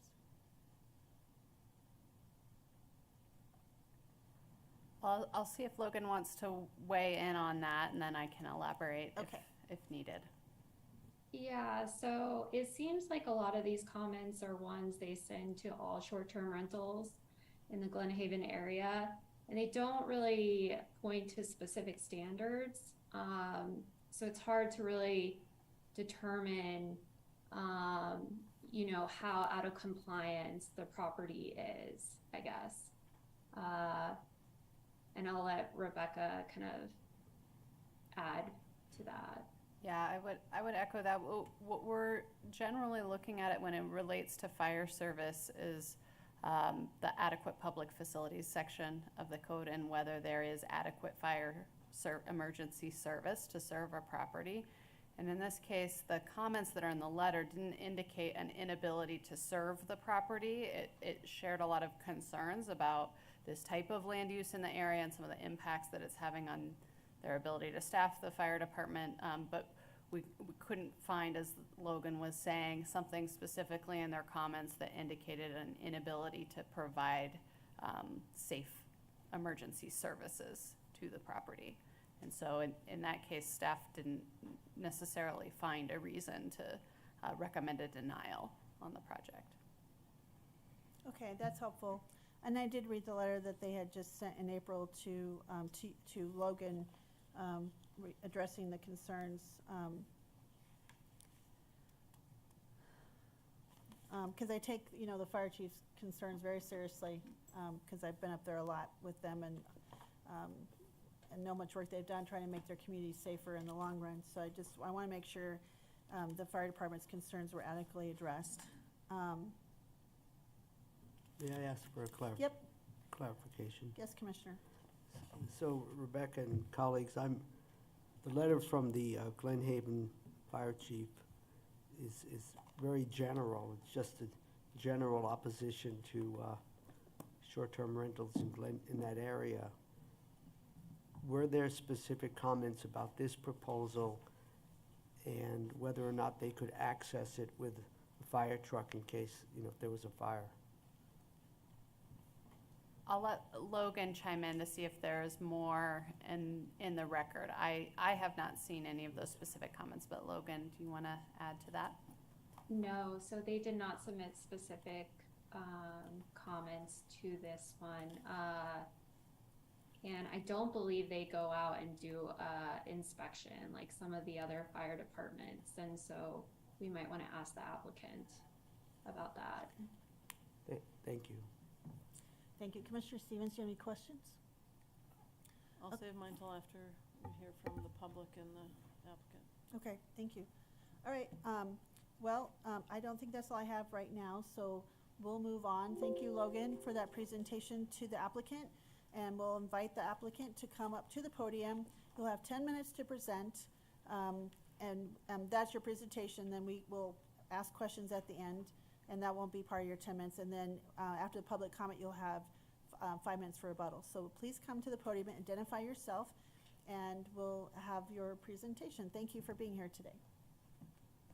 Thanks. I'm Rebecca Spears, And I'm Kurt Spears. and we live in Fort Collins. We've lived here for 30 years. I'm one of the principals of RB+B Architects down the street here, and my husband works out at Morning Fresh Dairy north of town. About 4 or 5 months ago, was in September of last year, we had the opportunity to purchase this property. Oh, yes, sorry. 8 months ago, okay. And like some of you, we've spent a lot of time in the Glen Haven area. We really enjoy hiking and mountain biking in that area. And so when we saw this property was for sale, we were delighted to be able to purchase it. Over this last fall and winter, we've been making quite a few improvements to the property. The house actually had no insulation in it, So we've made energy upgrades in adding insulation in the walls and the crawl space, and upgrading the furnace, and doing some other aesthetic improvements, some repainting, refinishing floors, etc. So as we've been spending quite a bit of time in Glen Haven, we've been getting to know our neighbors and really enjoying being a part of the community. So our next slide shows we've got, we think, two really strong attributes to this property being a short-term rental. One of them is the location. As you can see, we're right in the heart of Glen Haven. It's at the corner of Devil's Gulch and North Fork Road. It's directly across the street from the general store. It's a kind of a busy little area. And we're just located up on the hill here.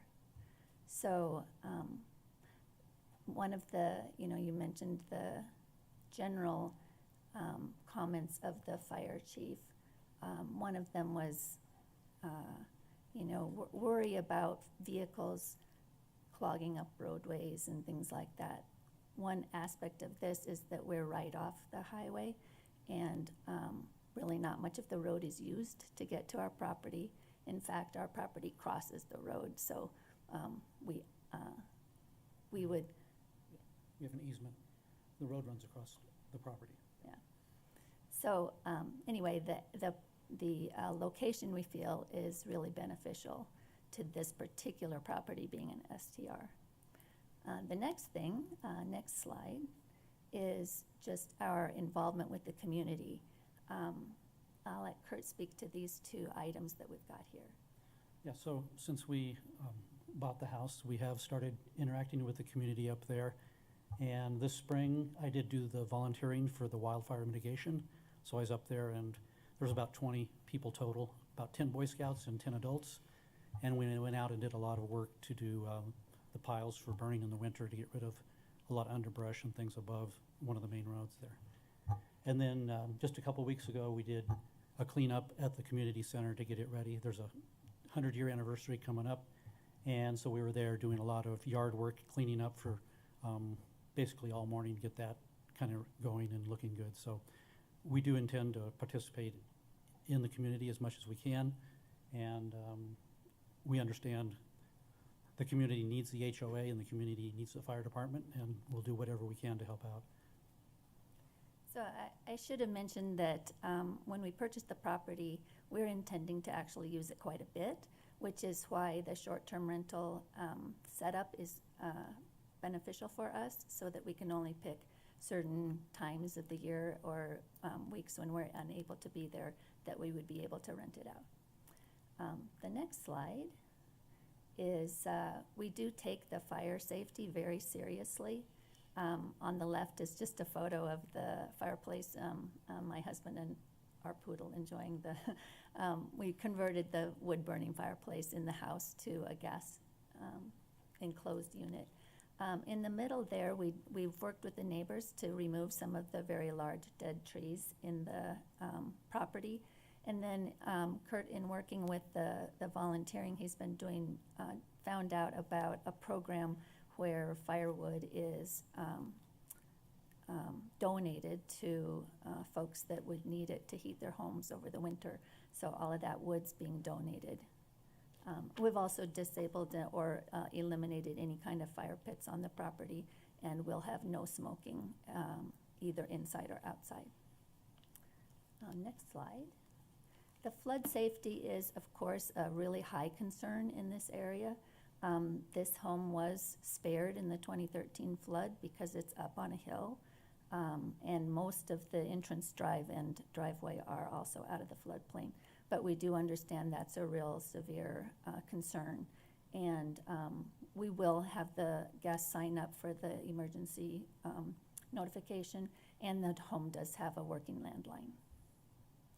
And the last slide, or two slides, the septic system and the well are appropriate for 6 occupants or visitors to the home. It has 2 bedrooms, and then we have an additional sleeping area, so for 6 people. There is also a little cabin on the property.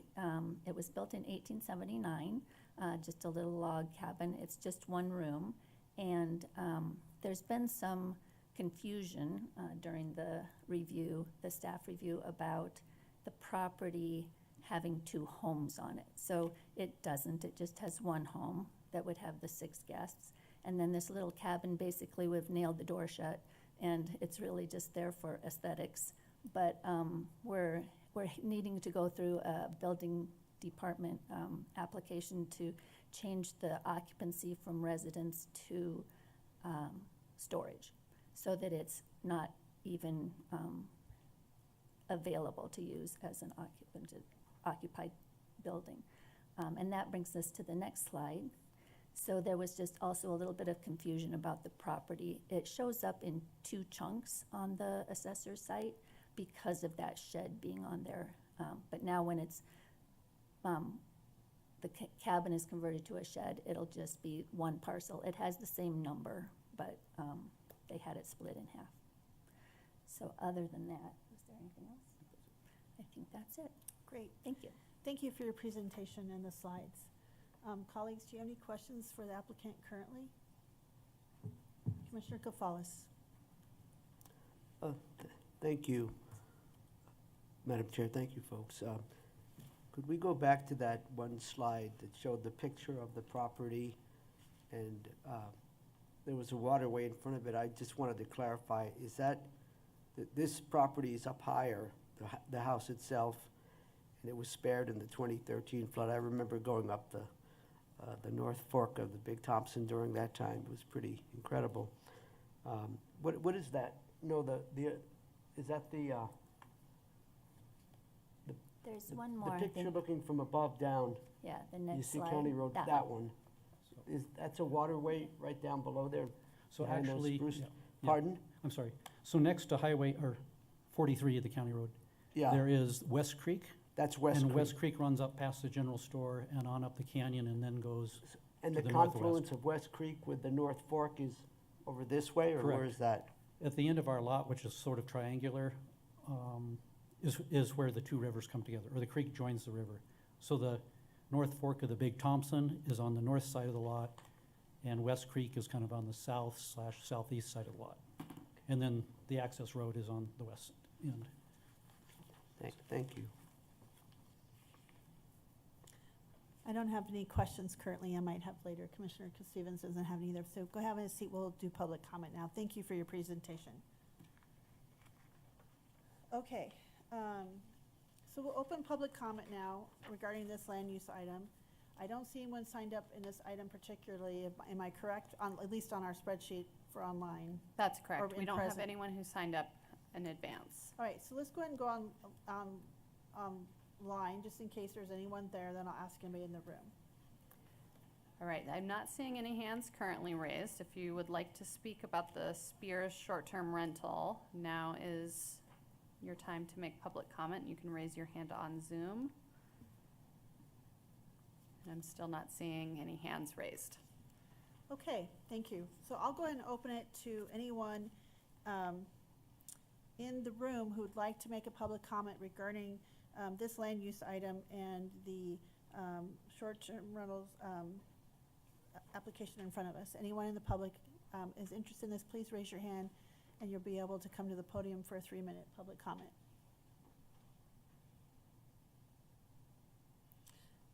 Okay, well then we'll close public comment. Okay, so no need for rebuttal then unless you feel like you have other things you'd like to say. Okay. Colleagues, I'll ask if you have any other questions for the applicants or for staff at this time.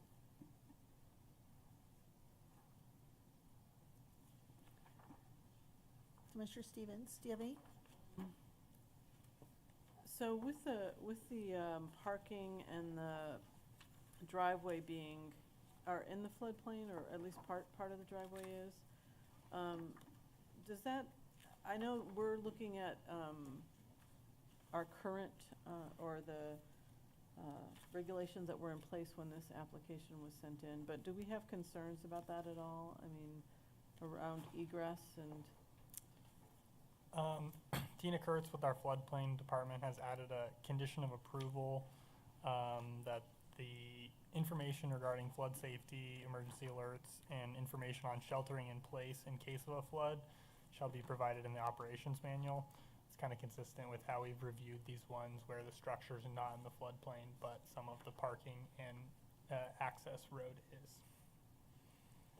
thank you. I don't think I have any other questions.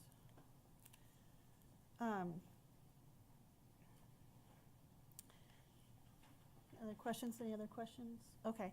So I had a couple of comments or questions about, because I know we're still going off the old regulations, not the new regulations, but I know the owner says shall have gas sign up. Is that condition of approval for the LEDA system? Even with, and I appreciate having the land use line, that's really important. I still have mine because I just live west of town. I don't have cell service most of the time. And I live close to Loveland, so I know up there even more of a challenge. So I appreciate having the landline still there. But is that, so those three floodplain conditions are in the conditions of approval for the overall? I just want to make sure. I mean, I know I read them, but I just want to be verbally commenting, making sure it's signing up for LEDA, because I think that's really important. That area of Larimer County is very high-risk area in a lot of ways, and we still have some burn scar areas and flooding. So I just want to make sure we're looking at for public safety.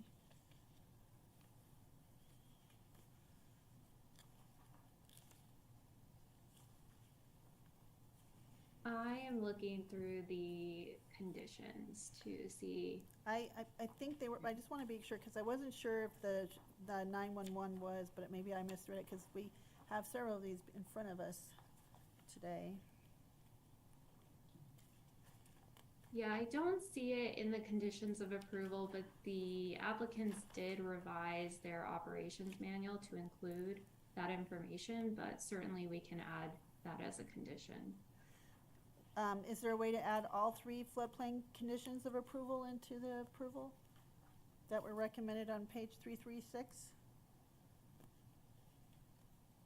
Certainly, if the board would like to add those as explicit conditions. I might ask my colleagues to maybe consider that. And then, and we're going to change also the 2 years. Would that have to be something we state in the motion that we're changing that as well? Yes, that would be best to revise condition 1 to state 3 years instead of 2. Okay.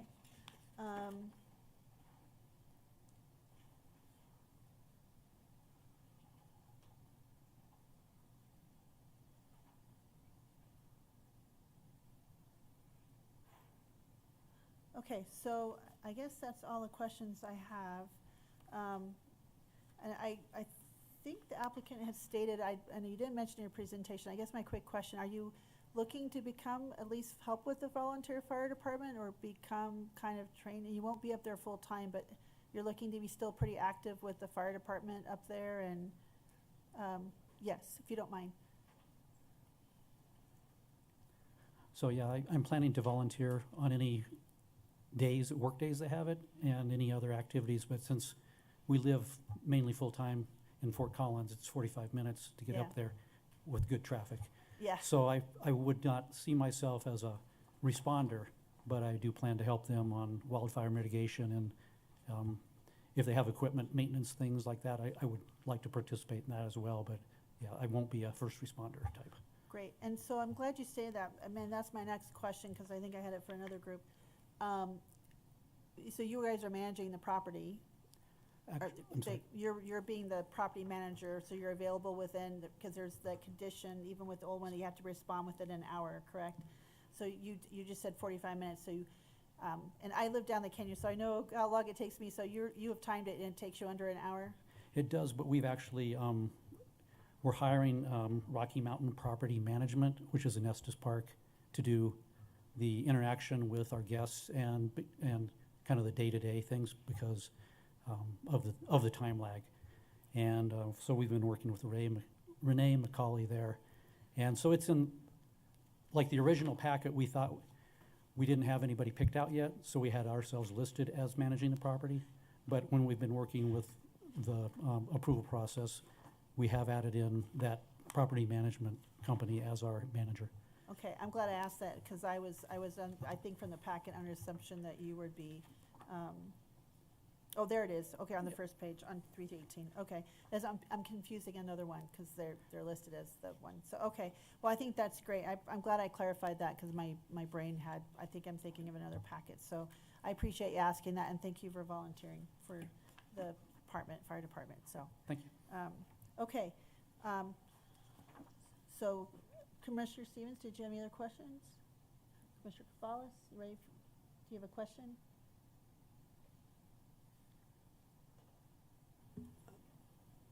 Just when we get to the deliberation and the proposed motion, that it be made very clear what the conditions of approval are, I would appreciate that.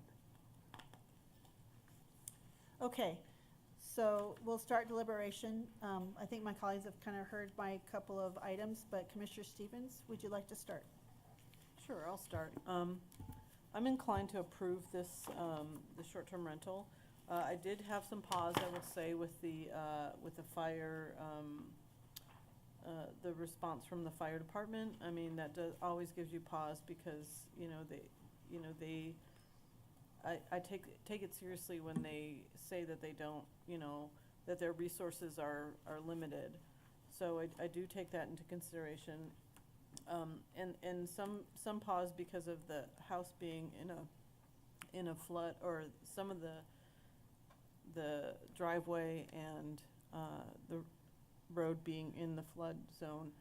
But it looks like it's in a high place, and it looks like it's pretty easy to access the highway, the main road from where they are. So that helps me feel better about where they're at. Also, the fact that you said that you probably won't rent it out much. That your intention is to be up there more often than not. So, and appreciate the fact that you're willing to pitch in with the work at the fire department and some of the mitigation work that they're doing. That's really important as a good neighbor. So, I do think that having some of the conditions, and I think that Commissioner Shattuck McNally was talking about. Are you talking about the additional conditions on page 336? Let me just make sure. Or were those already conditions that were in there around floodplain? Well, I just was asking staff, I wasn't sure they said that all the. So is it true that the owner shall have guests sign up for LEDA 911? That's all still in place, or is that something we would need to add? Are those three?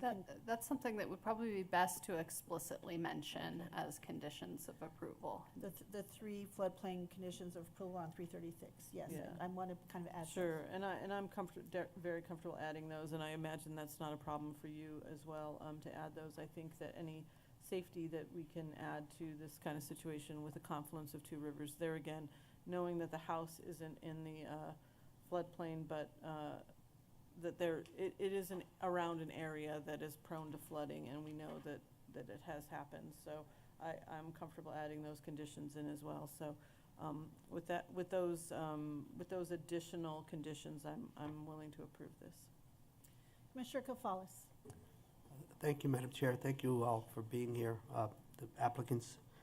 I'm prepared to support this proposal for short-term rental. For me, the biggest issue was making sure that there's access to the property if in the event there's any type of fire, and given the location close to County Road 43 and so forth, I think that that's achievable. So that's important to me.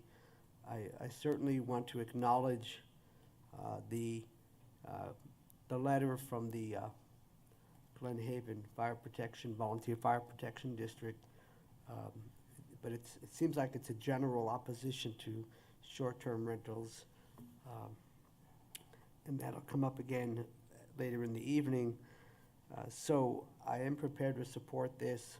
I think I understand the conditions of approval in addition to what's already in the report. We want to change the 2 years to 3 years, but also the recommendations on page 336 from the engineering folks regarding floodplain comments and enhanced safety. So I would support that as well as a condition of approval. If I could just add one more comment, the condition number 7 on there also should be removed because it's not You're right. applicable to this project. Of course. Yeah, thank you. Thank you. I was just going to state that. Commissioner Gonzalez, are you done? I don't want to start if you had some other comments. I'm done. Okay, thank you. So, I too, when I first read this, I know I'm familiar with this area. I'm up there a lot too. I live just down the canyon, so, it's a beautiful site, as you know, and I appreciate you guys are up there hiking and biking a lot. And it is an interesting area because it is a confluence of two rivers that have flooded and had this area seen a lot in the last few years. And being born and raised in this area, I've seen it at its worst and seen it at its best. And it's a wonderful community. I do take very seriously any comments, even if they are generalized from the fire chief, because I do know that they are very concerned about having extra folks up there with short-term rentals because it does decrease their ability with their fire department, but also it puts a drain on their resources, which is already very strained. And they work very hard up there to take care of each other with a volunteer fire department. But I do, I appreciate the comments, and I'm glad that you have already been up there building a relationship with that community and volunteering. I appreciate your volunteering already to Larimer County for our trails and stuff. It's something I love to do as volunteer. And I know it seems already you have put in here some things, maximum number of 2 vehicles with that driveway, because I do know that's kind of a, up past the general store, past your house is kind of an area up for a lot of people to get access to their homes and stuff. And I do appreciate the extra things you've done for the bears, because it is an issue up there doing the bear safety and the mitigation work you already done. And I appreciate you addressing, I did have a question, and you already addressed it about the 2 locations and having that historic cabin. And it sounds like you want to try to do something to kind of take care of it. So that's very nice to hear. So with that, I would be, I was very concerned about this one because of the activity in this area and the hazards, the flooding hazards and the fire hazards. But you are close to the fire department, and so if there's fire, they'll be watching. I guess they can see your property from the fire department, so if there is an issue, they'll be watching. But I do think I would support this with the exclusion of condition 7 from the conditions of approval. The changes from 2 years to 3 years for condition 1, I believe, as it is condition 1.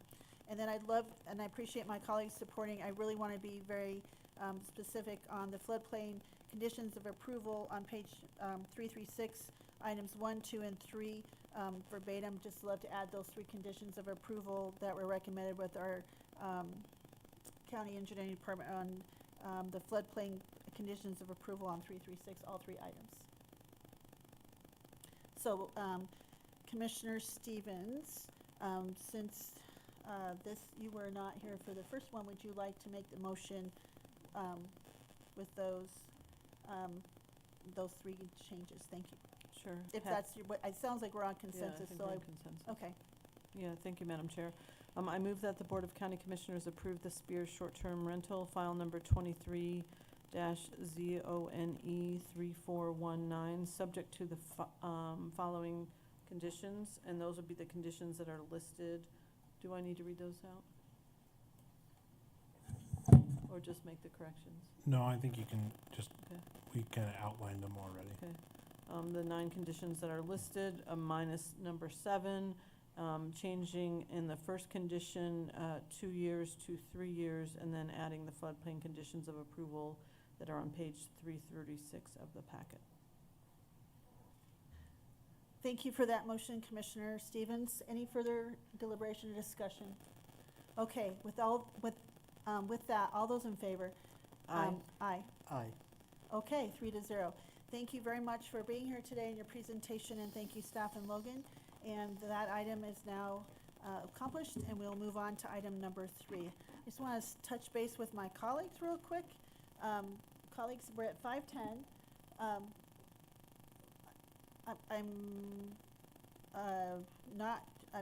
not sure. Would you like to stop? It looks like we're going about an hour per, a little under an hour per item. Do you want to go ahead and wait and have our break between 3 and 4, or now? For me, it depends on the folks who are remaining in the audience. If they're here for the next item, maybe we should do that. Are there could you inquire? Who's here for item number 3? Just one. Okay. Okay, so, Commissioner Stevens? I don't necessarily have a preference. I don't know if staff has any suggestions. Staff, should we go ahead and tackle one more? And We're prepared to roll right through to the next one, but happy to take a break whenever you would like. We have dinner ready to go whenever you're ready for it. okay, I'm inclined, I just wanted to give my colleagues a chance. I'm inclined to go ahead and go through item number 3 and then take a pause for those between items 3 and 4. Just for those listening in or possibly in the room. So with that, colleagues, if you're okay with that, we'll move forward. And I guess, is Logan presenting this one as well? I am the planner for this project. thank you. So let me introduce Laura Culleton. She's one of our planners, and this is her first presentation to the Board of County Commissioners. So I'll try to meet keep Laura. it short. Welcome, thank you very much, and welcome to Larimer County. So Thank you. go ahead and proceed. Right, so this is for the Wojcik short-term rental, file number 23, zone 3426. The property is located at 5005 Foothills Drive, which is located west of County Road 38E in the Horsetooth Lake Estates subdivision. The applicant and property owner, Valerie Wojcik, requests to convert an existing single-family residence into a short-term rental with 5 bedrooms for a maximum occupancy of 10 guests. The property is zoned O open, and it is 0.35 acres in size.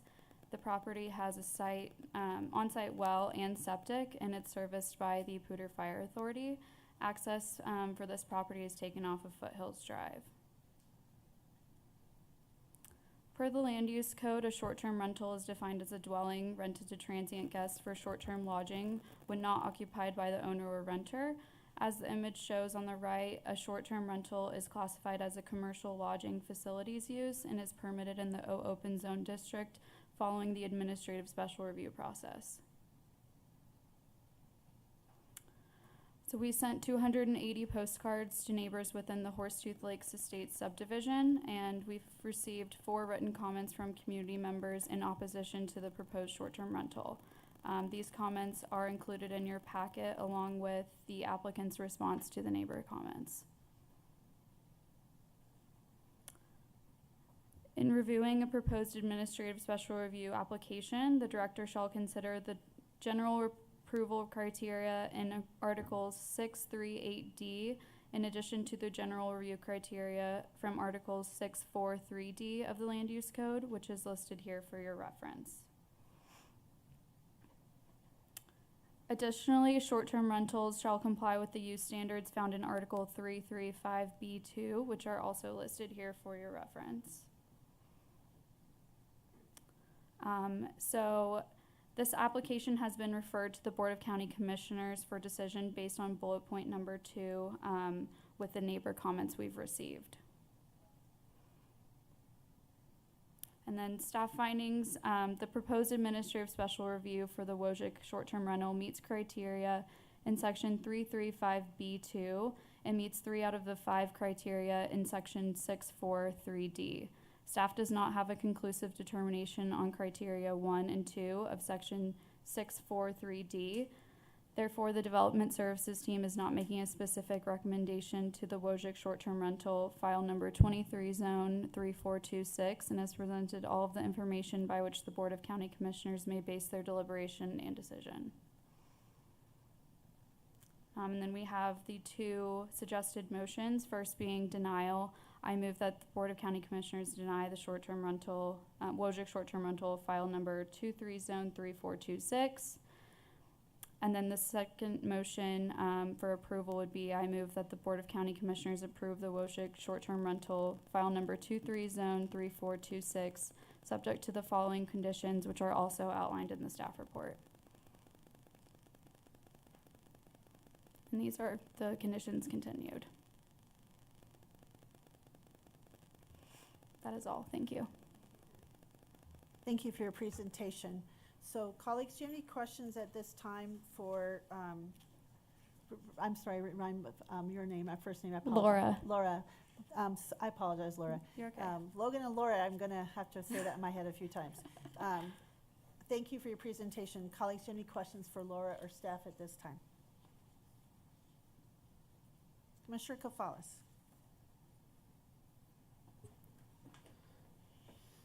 Thank you. I'm trying to, we've had quite a number of these short-term rental applications that we're seeing today. The letter from one of the referring agencies, our chief building official, Eric Freed, is this the one where there was some, the floor plan, I mean, the additional space, we're looking at a 5-bedroom home, up to 10 folks. And I thought there was something about a master bedroom that could accommodate, or was that a different short-term rental? I don't believe that was this application. Okay, Our chief building official did request modifications to the floor plans that were submitted, and the applicant did do that for Eric. okay. I'll pause there, thank you. Thanks, Laura. Commissioner Stevens. Did we verify that there were 5 bedrooms? Because there was that, at one point said that there was, the county assessor's records indicated that there were 3 bedrooms? So the county's assessor's website did say there were 3 bedrooms, but code compliance research came back with that all the bedrooms were permitted, so the applicant was to correct that with the assessor. Okay, thank you. Okay, I have some questions then. I see, hopefully I'm in the right, from the Poudre Fire Authority, and I know maybe they have addressed this. They say there's escape route maps, but these maps require information provided for fire evacuation notifications. And I see that's in red. So I'm wondering if that's been addressed. On page 384.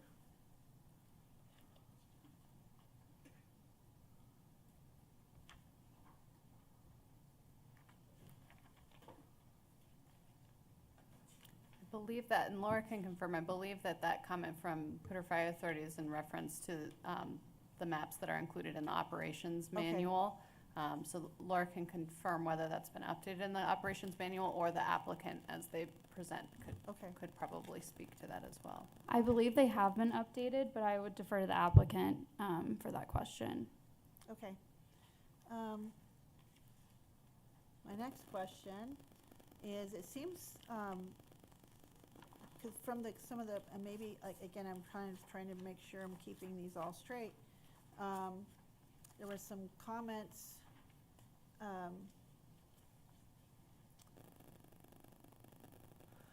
about this already being used as a short-term rental, or maybe the applicant said there was family and friends, but it sounds like there's already been some complaints or some concerns about noise and parties. Did we have some complaints filed against this, or do we have any concerns that it's been used beforehand, before it was approved, or any complaints filed?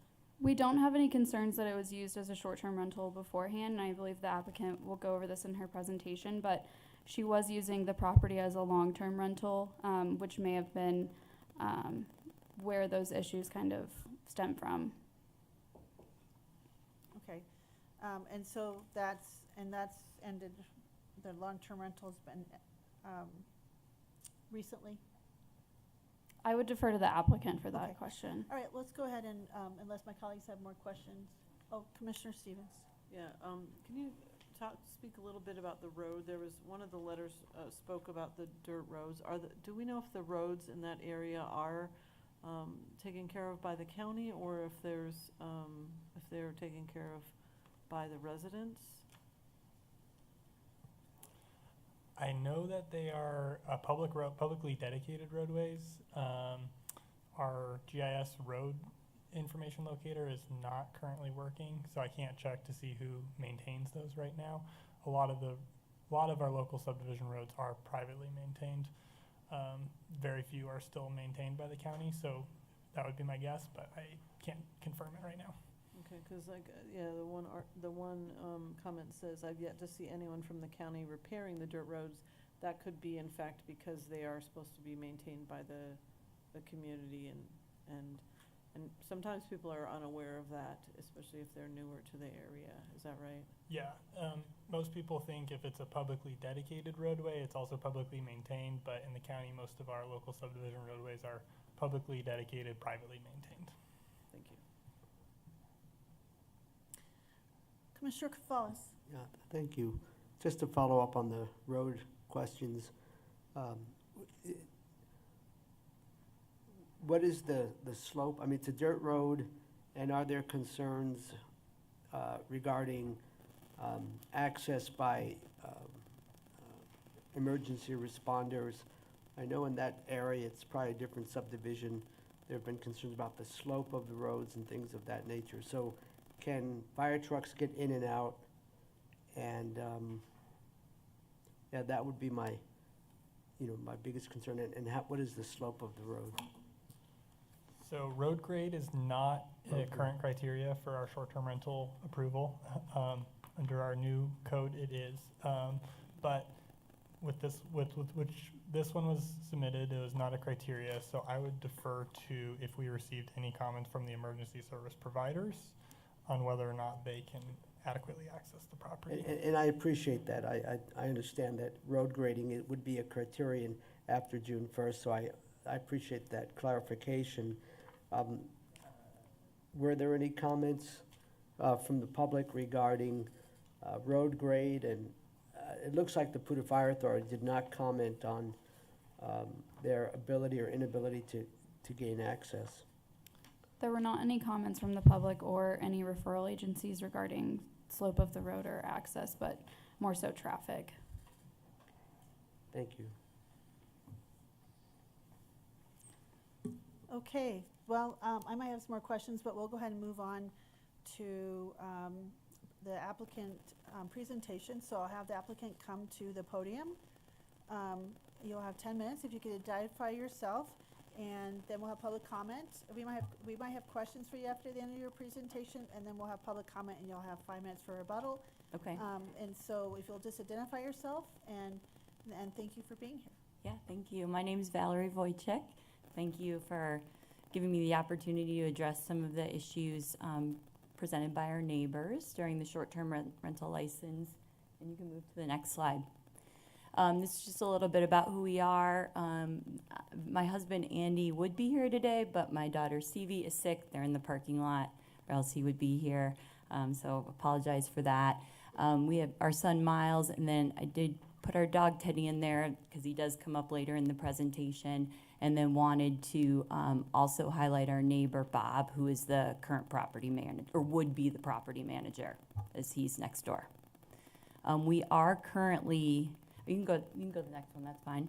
We are currently living at the house this summer and plan to do so every summer, but would like the opportunity to rent it short term during the off season. We'll be moving to Winter Park in the fall, and that's why we want Bob to be the property manager, because we won't be within an hour. I think our goal for obtaining the license is really to comply with the regulations of the county, and then we've become very close to a lot of the neighbors in the area, so really take those concerns to heart and want to be sure that we create a rental environment that really works for the neighborhood, because they mean a lot to us. This is just a quick overview of the timeline of the house. We did purchase the house in November 2016. We purchased it because we had a hard time finding a rental in the area back then, and saw it as an opportunity. My husband's in construction, and so we did remodel it through December into August, and did short-term rent it for a period until we received the notice from the county about the regulations and process, and stopped short-term renting at that time, and had long-term renters through COVID until about September of 2022 were the long-term renters. And we started the short-term rental process in March of 2021. There was an outstanding permit, a deck permit from the previous owners that we weren't aware of, and so we had been working on that and had to clear that permit issue up before proceeding or applying for the short-term rental. And so my husband took care of the deck permit, and then we were able to submit in January 2023. Oh, you moved to the next one. That's an old slide. Sorry, that was for my, no, go to the next one. Okay, and then I want to just address some of the concerns individually. From the four letters we got, I just summarized the concerns into these different areas. So there was noise concerns in Party House, and we will strictly enforce those quiet hours and clearly state that it's not a party house in the description. And I plan, you know, if we do get approved, would talk to each individual renter ahead of time. I think that could help clear up sometimes they don't read all of the rules and restrictions, so having that conversation with them personally, I think could help. Bob is right next door and can call us anytime if there are concerns about noise. We also plan to put clear repercussions for breaking any noise rules in the rental rules if we were to get approved. We've been researching noise machines. We've talked to other short-term rental owners, and there are some noise machines that are available that monitor the level of noise inside and out, and then alert who's ever the person about the noise decibels raising. And it's not just loud noises, but ongoing sound. Move to the next slide. In terms of the roads and parking, you know, the roads are, there are some issues with the roads. Over the years, we have tried to talk to several of our neighbors to see if they would be interested in going into repair. We're not aware of any association or road repair committee, but we're definitely open to that, because we have paved our driveway, because we were also concerned about the roads, and so since then we've paved our driveway and a part of our neighbor's driveway as well, to alleviate some of those issues. But more than happy to talk to any of our neighbors about helping with some of the other roads. And I mean, if we would go back to long-term renting if we can't short-term rent, and possibly that would create more traffic than the short-term rental in the area, going back and forth, not sure. But again, we'll be there during the summer months, and so we'd just be looking to short-term rent it in the off-season. There were some parking issues, and we do have a very large driveway, and identified that clearly in the manual about where people can park. We had one incident where people were parked next to our neighbors, and we did clear that up immediately. It was just simply a mistake. I think they couldn't find the house and parked in the wrong area. So since then, we've, you know, made the address more clear. And again, it's a conversation I would probably have with the renters prior to, and state that all clearly in the manual. There was concerns about it being a 10-person unit, but we do have 5 bedrooms, and that was within the guidelines, and so that's what we applied for with the 2 people per bedroom.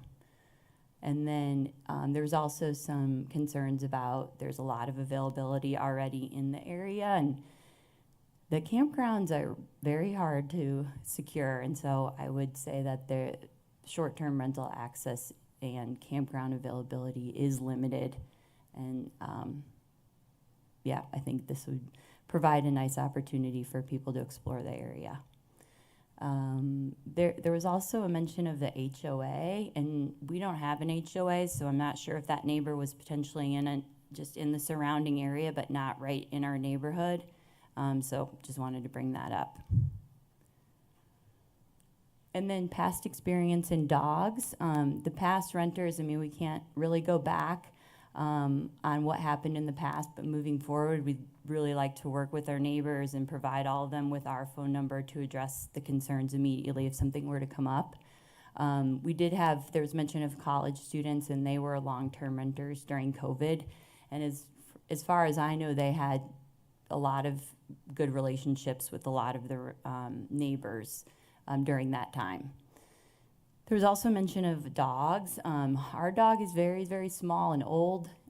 He's not very loud, but we do have a lot of roaming and loud dogs in the area that maybe there was just confusion about it being associated with our house. If we were to get approved, we're not planning to allow pets.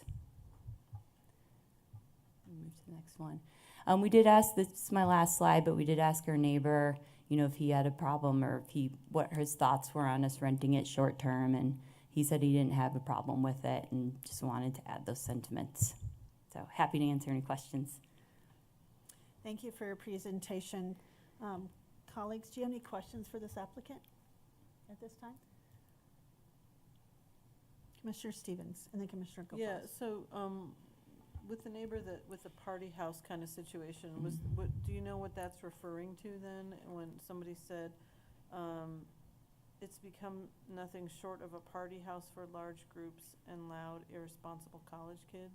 I haven't talked to that neighbor directly, and I would love the opportunity to give them our number in case anything were to come up like that, because Bob is right next door, so I think we could address it immediately.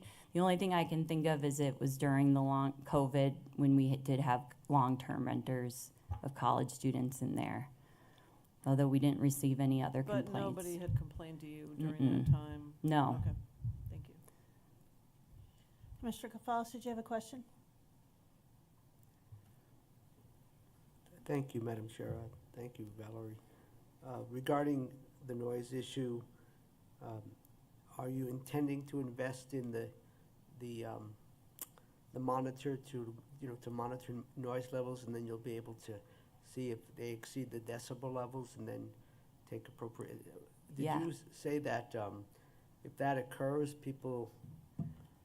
what would be the consequences if that occurred? I researched that a little bit in terms of it's a fine, or with the first one, and then the second one if they have to leave immediately, or probably if we get approved, we'll put that in writing in terms of what the repercussions were. I'm assuming it would be a monetary fine initially, and then if it continues, they would have to leave. But you are planning to purchase the monitor? Definitely planning on purchasing that, because we've talked to other people and they've had good experience with it. And if it's noisy, you would inform the property manager who is next door, and that person could take appropriate action? Exactly, yeah. Thank you. Mm-hmm. Thank you for being here today. I'm hoping your child will feel better and doing okay. So thank you. And I'm glad you addressed my concern right off the bat.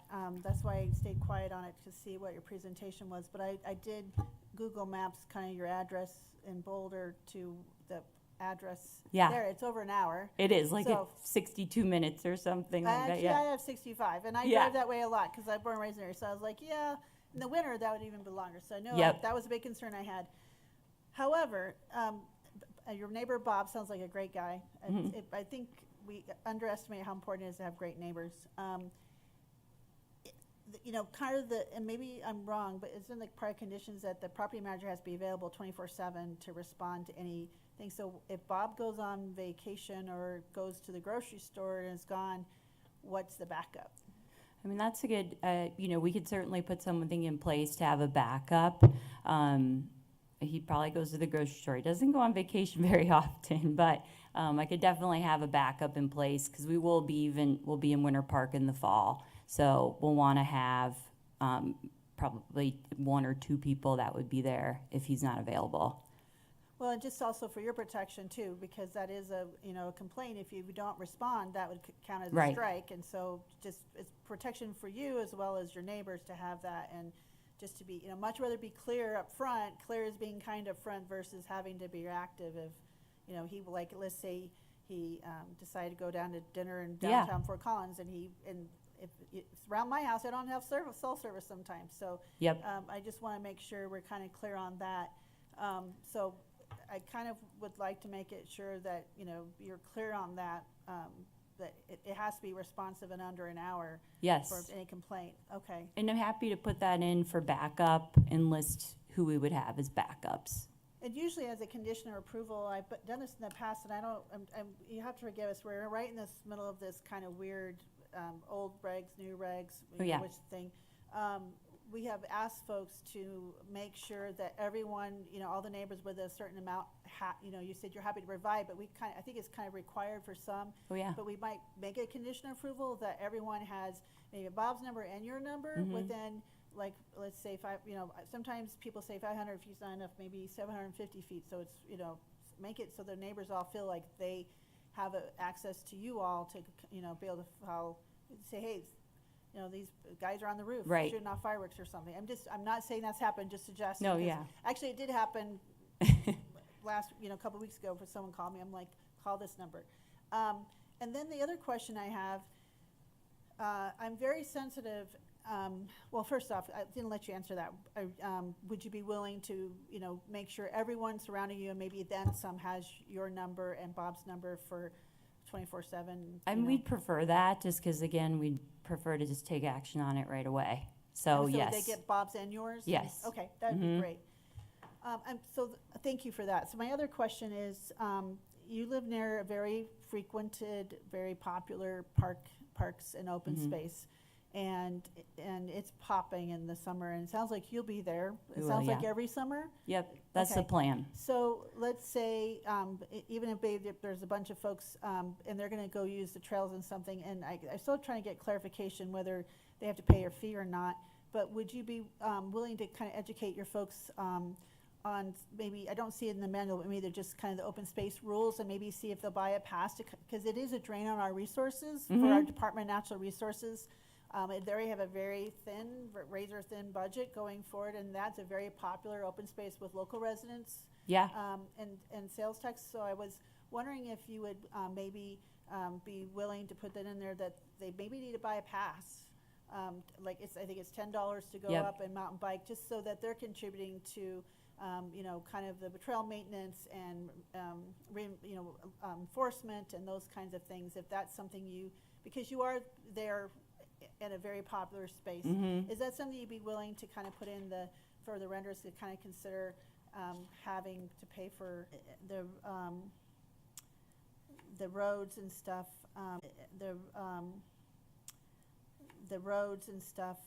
and I'm not sure, because that's not really part of this application, but it's certainly interesting. Maybe your neighborhood needs to have a neighborhood meeting and see about forming a little public improvement district. So just kind of thoughts, because it sounds like that's also a concern. And I appreciate the investment in the noise reducing thing. And I didn't get asked this question. Do you know of any other short-term rentals in your area within, like a half mile, a quarter mile? I think there's one above us, and I'm trying to think if maybe one of our neighbors was maybe wanting to apply, but I definitely know there's one on the road above us. Okay. Mm-hmm. Great. Well, I think that's all I have for right now, so Okay. appreciate your presentation. Colleagues, is there any other questions? Okay. Thank you. We'll have public comment now. Okay. Thank you. Okay, so let's open public comment. I know we had one person who had signed up. And so let me get that list back up. Yes, we currently have one person signed up on the sign-in sheet who is on Zoom, and we have another hand raised on Zoom as Okay. well. So is this, Mr. Tharp, is he on Zoom? So we'll call him first since he's signed up. And so we don't have anybody else in the room. Let me just check anybody else in the room for public comment on this item. Okay, so we'll go online, and I'll invite Mr. Tharp to go first. Mr. Tharp, this is Larimer County Commissioner Jody Shag McNally. Thank you for signing up for public comment. If you'll identify yourself and where you live, you'll have 3 minutes for public comment. Thank you very much. I'm David Tharp. I live on the corner of Catalina and County Road 38E in Horsetooth Lake Estates, very near this applicant. And I wanted to be very brief and tell you that we, and particularly object to short-term rentals in this lower part of Horsetooth Lake Estates, mainly because of the terrible conditions of the dirt roads, all dirt roads, in this part of the neighborhood, and the additional traffic and damages to the already awful road surfaces we have. Now, I can give some clarification. There is no mechanism at all here for road maintenance. And there has not been for, somewhere around 20 years. There is an HOA that initially absorbed this part of Horsetooth Lake Estates, but later on something occurred that caused the lower portion of it to withdraw from on a handshake. And since then there has been absolutely no maintenance of the roads here, except for some noble efforts to collect a few dollars from voluntarily by going door to door. So without some sort of mechanism for coping with additional traffic that would certainly worsen the already miserable conditions, we will continue to oppose this application and other applications for short-term rentals. And that's about all I have to say on the topic for now. Thank you. Thank you, Mr. Tharp, for your public comment. So, Rebecca, do we have another person online who would like to make public comment? Yes, we have Karen Yaskatis, and I will allow her to unmute herself.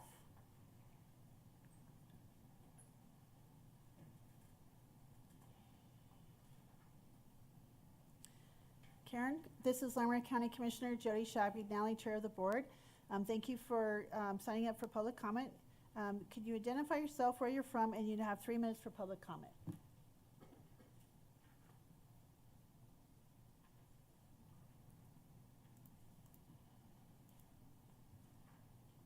See, she may be having some trouble unmuting, so Karen, I show that you're still muted.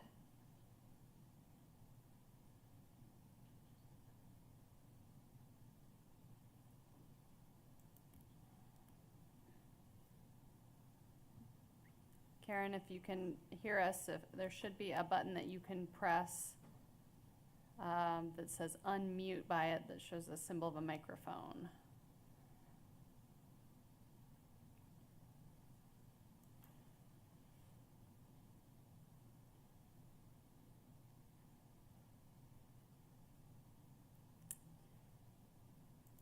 using the system to ask her to unmute, and it's. You're reading my mind. I was just Yep, gonna ask you to do that. I've done that a few times.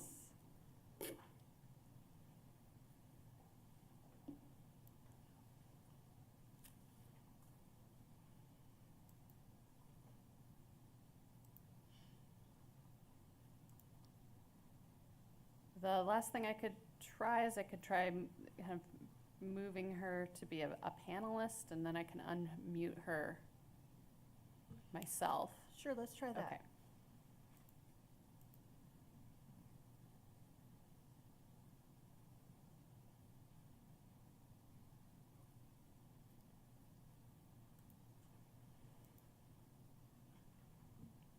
I think she has to, there we go, okay. Get her in here.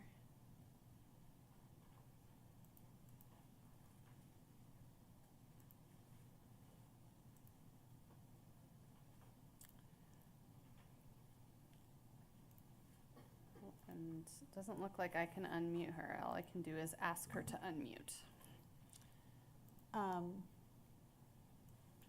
Is she able to put comments in the chat and state her? We do not have chat enabled on Okay. these webinars. Can she? Oh, it looks like she may have just lowered her hand. Is there a way that she could send a quick email? Yes, so Karen, if you're able to hear us, I can just put up on the screen really quickly. Let me type my email address here on screen so you can see it. It's R. Everett, that's my name, at larimer.org. And let me share that on screen. Right here. So Karen, if you're able to see that and wanted to send me an email, or I can put my number in here. If you want to try calling or sending a text message there, I can also get it that way and can relay your comments to the commissioners. Let me just check one more time to see if we're able to. Oh, and it looks like she may have dropped offline. So I think we lost her. Oh, bummer. Okay, well, if she does come back on, since she did raise her hand, let me know. And could you ask anyone else online if they would like to make public comment regarding this application?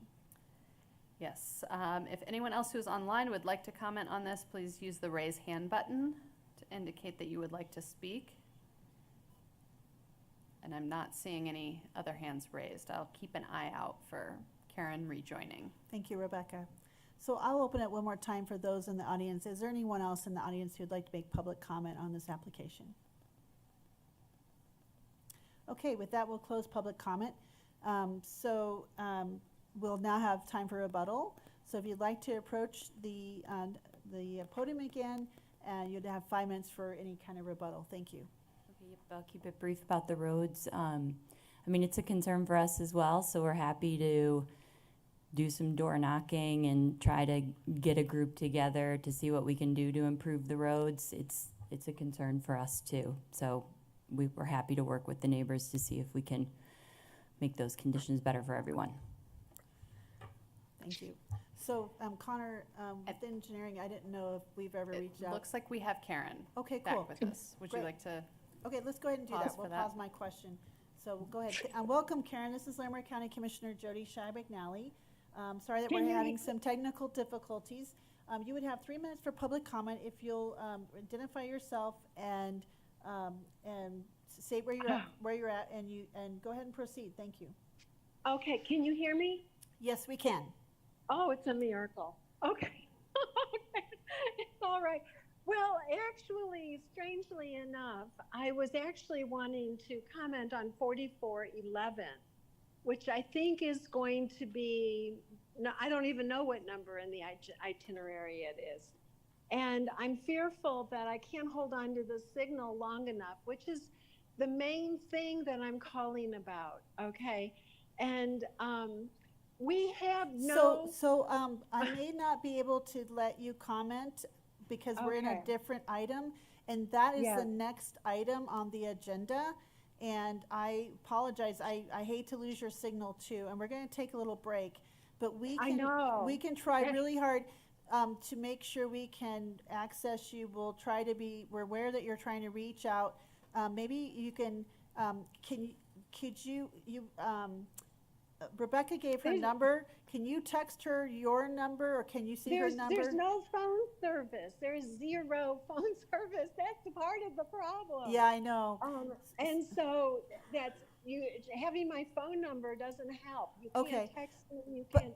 unfortunately, because we're in this other item, I can't have you comment on another item Okay. during, and I wish All I right. could. All right. So we're gonna take a little break between this one and after this one and that. So, we'll try to put up in the chat to make sure you're aware of when we're, coming back.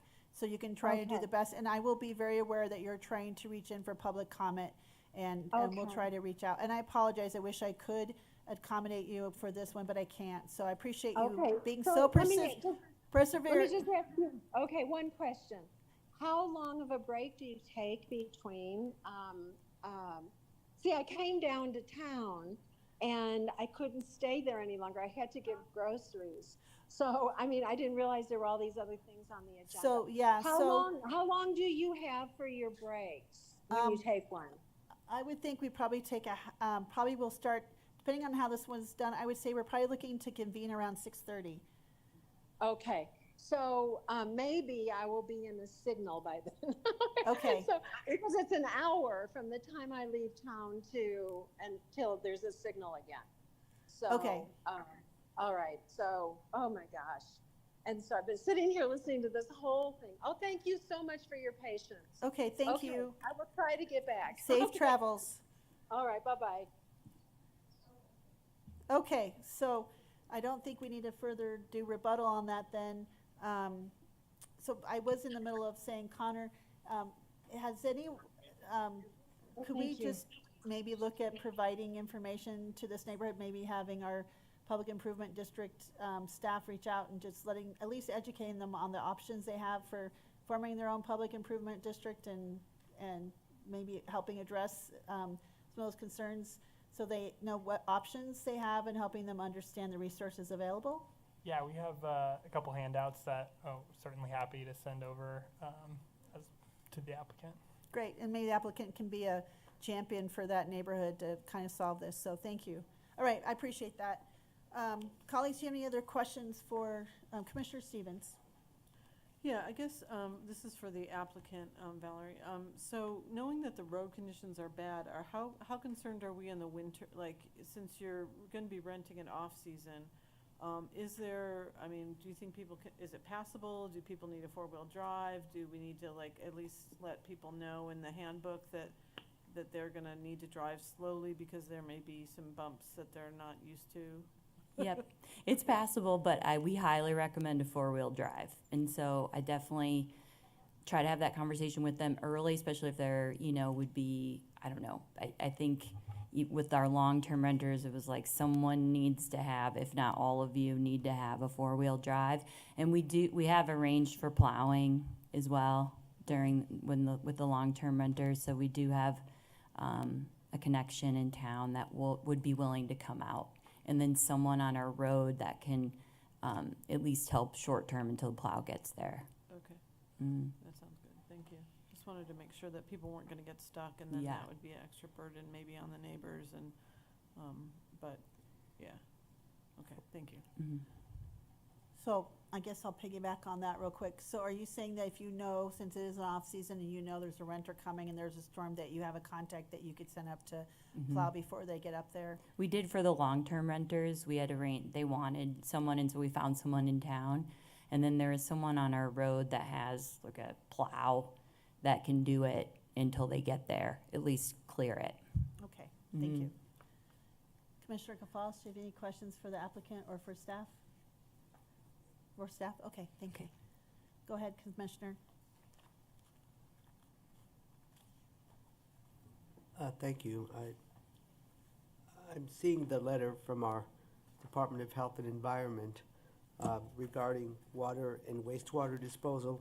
And I see that this particular subdivision, Horsetooth Lake Estates, is served by the Spring Canyon Water and Sanitation District, and that's a referring agency. And our health department folks are saying defer to them.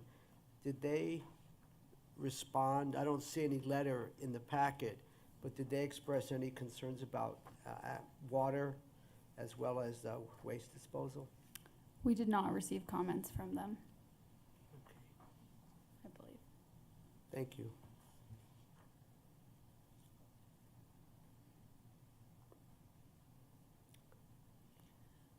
Any other questions or comments? Okay.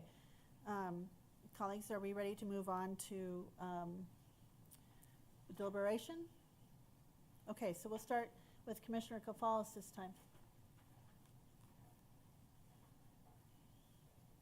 Thank you. Thanks to the applicant and the folks online. I'm inclined to support this short-term rental application, subject to the conditions of approval that are in the report. We have to go by the 5 criteria, general review criteria, and the questions were regarding criteria 1 and 2. I feel that they're being addressed. Also, I would make note that there were no comments from our wildfire mitigation folks in the Emergency Services Department about wildfire safety. And to me, that's one of the most important things, because a lot of these short-term rentals wind up in the wildland-urban interface, and I think that's a big concern. But our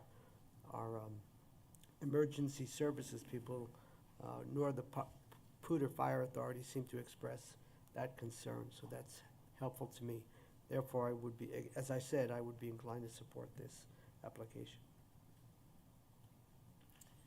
Thank you, Commissioner. Commissioner Stevens. Yeah, I'm inclined to support this as well. I like the idea that Bob is right next door. If there's, if situations arise, that I think that that's really helpful to have that, somebody so close. And if it's loud enough for Bob to hear, it's probably too loud. So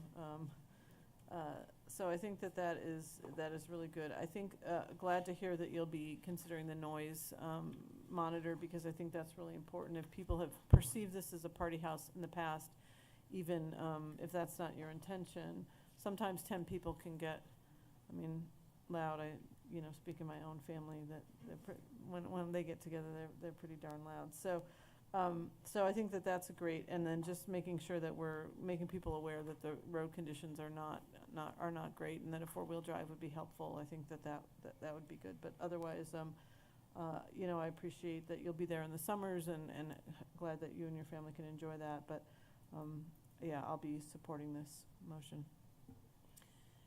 Thank you, Commissioner. I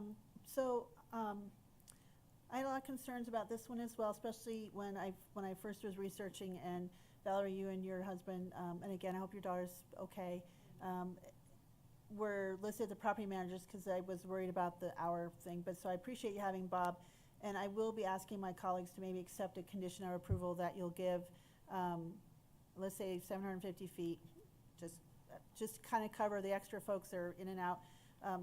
Both you and Bob's number, so that it's that 24/7 coverage, just also for you, so you don't have that issue, that they can get someone 24/7 to access for any complaints. I appreciate you investing in the noise, since that seems to be the biggest complaint, is the noise and concerns. And you're right, Commissioner Stevens, if there's even the perception that it's a party house, maybe it wasn't, it's still kind of has that level of distrust with the neighborhood, and it's really great to kind of overcome, so that you're being a good neighbor. I appreciate that you'll be there in the summer when it's just really busy and hopping anyway, and that in that kind of, we know sometimes that's when it's really busy and people feel like it can be exacerbated. One little issue of noise can be exacerbated because of the timing. I appreciate you'll consider maybe just having folks, I won't make a conditional approval, but I hope that you'll really encourage your folks to buy a pass, be contributing resources to our Department of Natural Resources, since I have, assuming in the winter they'll probably be up hiking or biking or something. And so I think it's really important to have, making sure that everyone's contributing, whether they're a resident or non-resident to our open spaces, because we do have a lot of folks who enjoy it from outside of our area. And I'm hoping, it sounds like you're already making some great contacts that maybe you can be the catalyst to help maybe address the road concerns with road maintenance. So I appreciate that spirit of community building as well. So I'm inclined to support this, but I'd like to add that condition of approval that both Bob's number and the property manager living next door and Valerie and Alex's number are both given out to neighbors within 750 feet of the house to make sure they feel like they have 24/7 access to any concerns or complaints, and so that it's covered 24/7 in case Bob isn't right next door. So, and I don't know if my colleagues would be willing to add that condition of approval, and then I would be inclined to support this application. I'm fine with that condition. Did you say that the 500-foot radius would be 750? Was that one of your things? Yeah, I just thinking the people, since it sounds like some of these people live more closer to the So road. that's yes? Yes. Okay. And that we would include the property manager's contact information as well as the owners? Yes. I understand. Yes, that is fine. Rebecca, Yes, you had I think the way that it was just worded, it would make sense to use the wording of property manager rather than specifying an individual in case that individual changes over Although I time. like- So that's all I was going to I like neighbor add. Bob.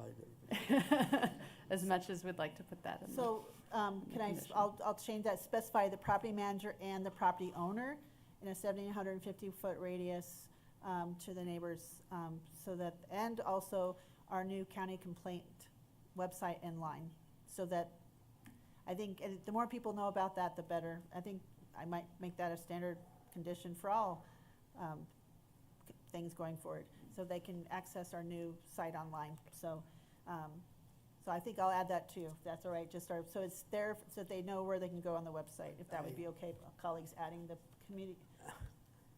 Forgive me, I have a question about that latest edition. I understood that with the new, very effective complaint website that our code compliance folks have put in place, that it's already there, that they have to list the property manager, maybe not the owner. So I'm not sure why we need to add that to that.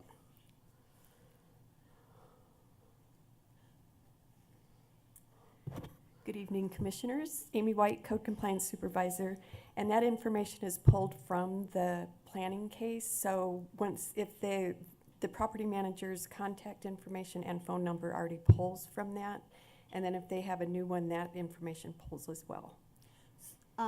So would that one have, it sounds like it should be listed with the property owners and property managers, or how would you recommend, should we, because we also, knowing the new system, just trying to get everything going forward, having the same kind of thing, where it would be better to just have it list the complaint thing, or?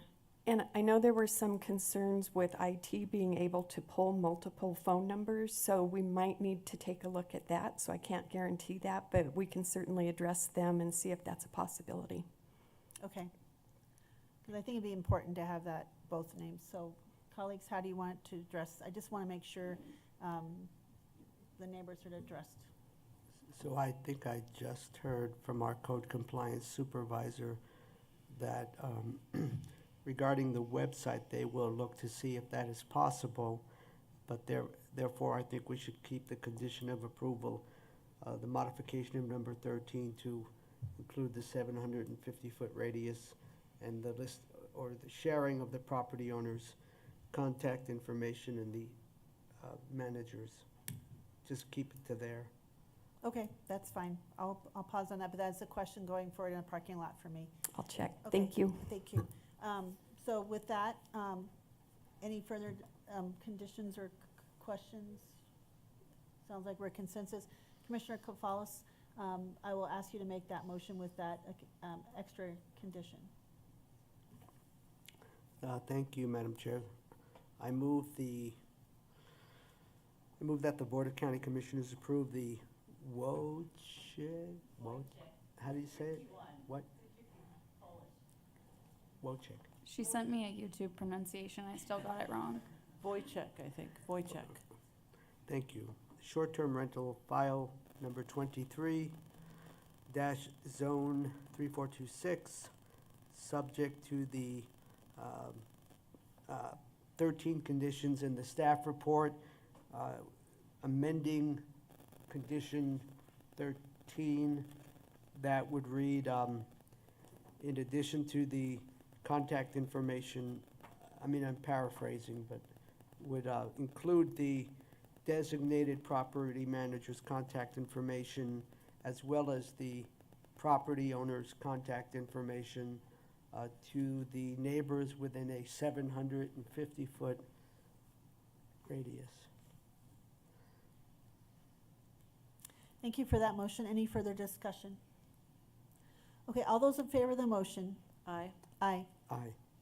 Okay, thank you, colleagues, and congratulations to you. And with that, we are done with item number 3 on our list. Colleagues, I would like to have us, Frank, do we need to make a motion to pause the hearing at this time? Or just, I can just make a motion that we're adjourned for a short break? I think you just recess Okay. for a period of time. So, colleagues, I would like to recess. Currently, we have 2 more items on the agenda. I'd like to recess for 30 minutes. And so we're at 6:06. So I'd like to have us restart at 6:36 if that's enough time for staff to inhale a food. Okay, thank you. We are in recess. Thank you.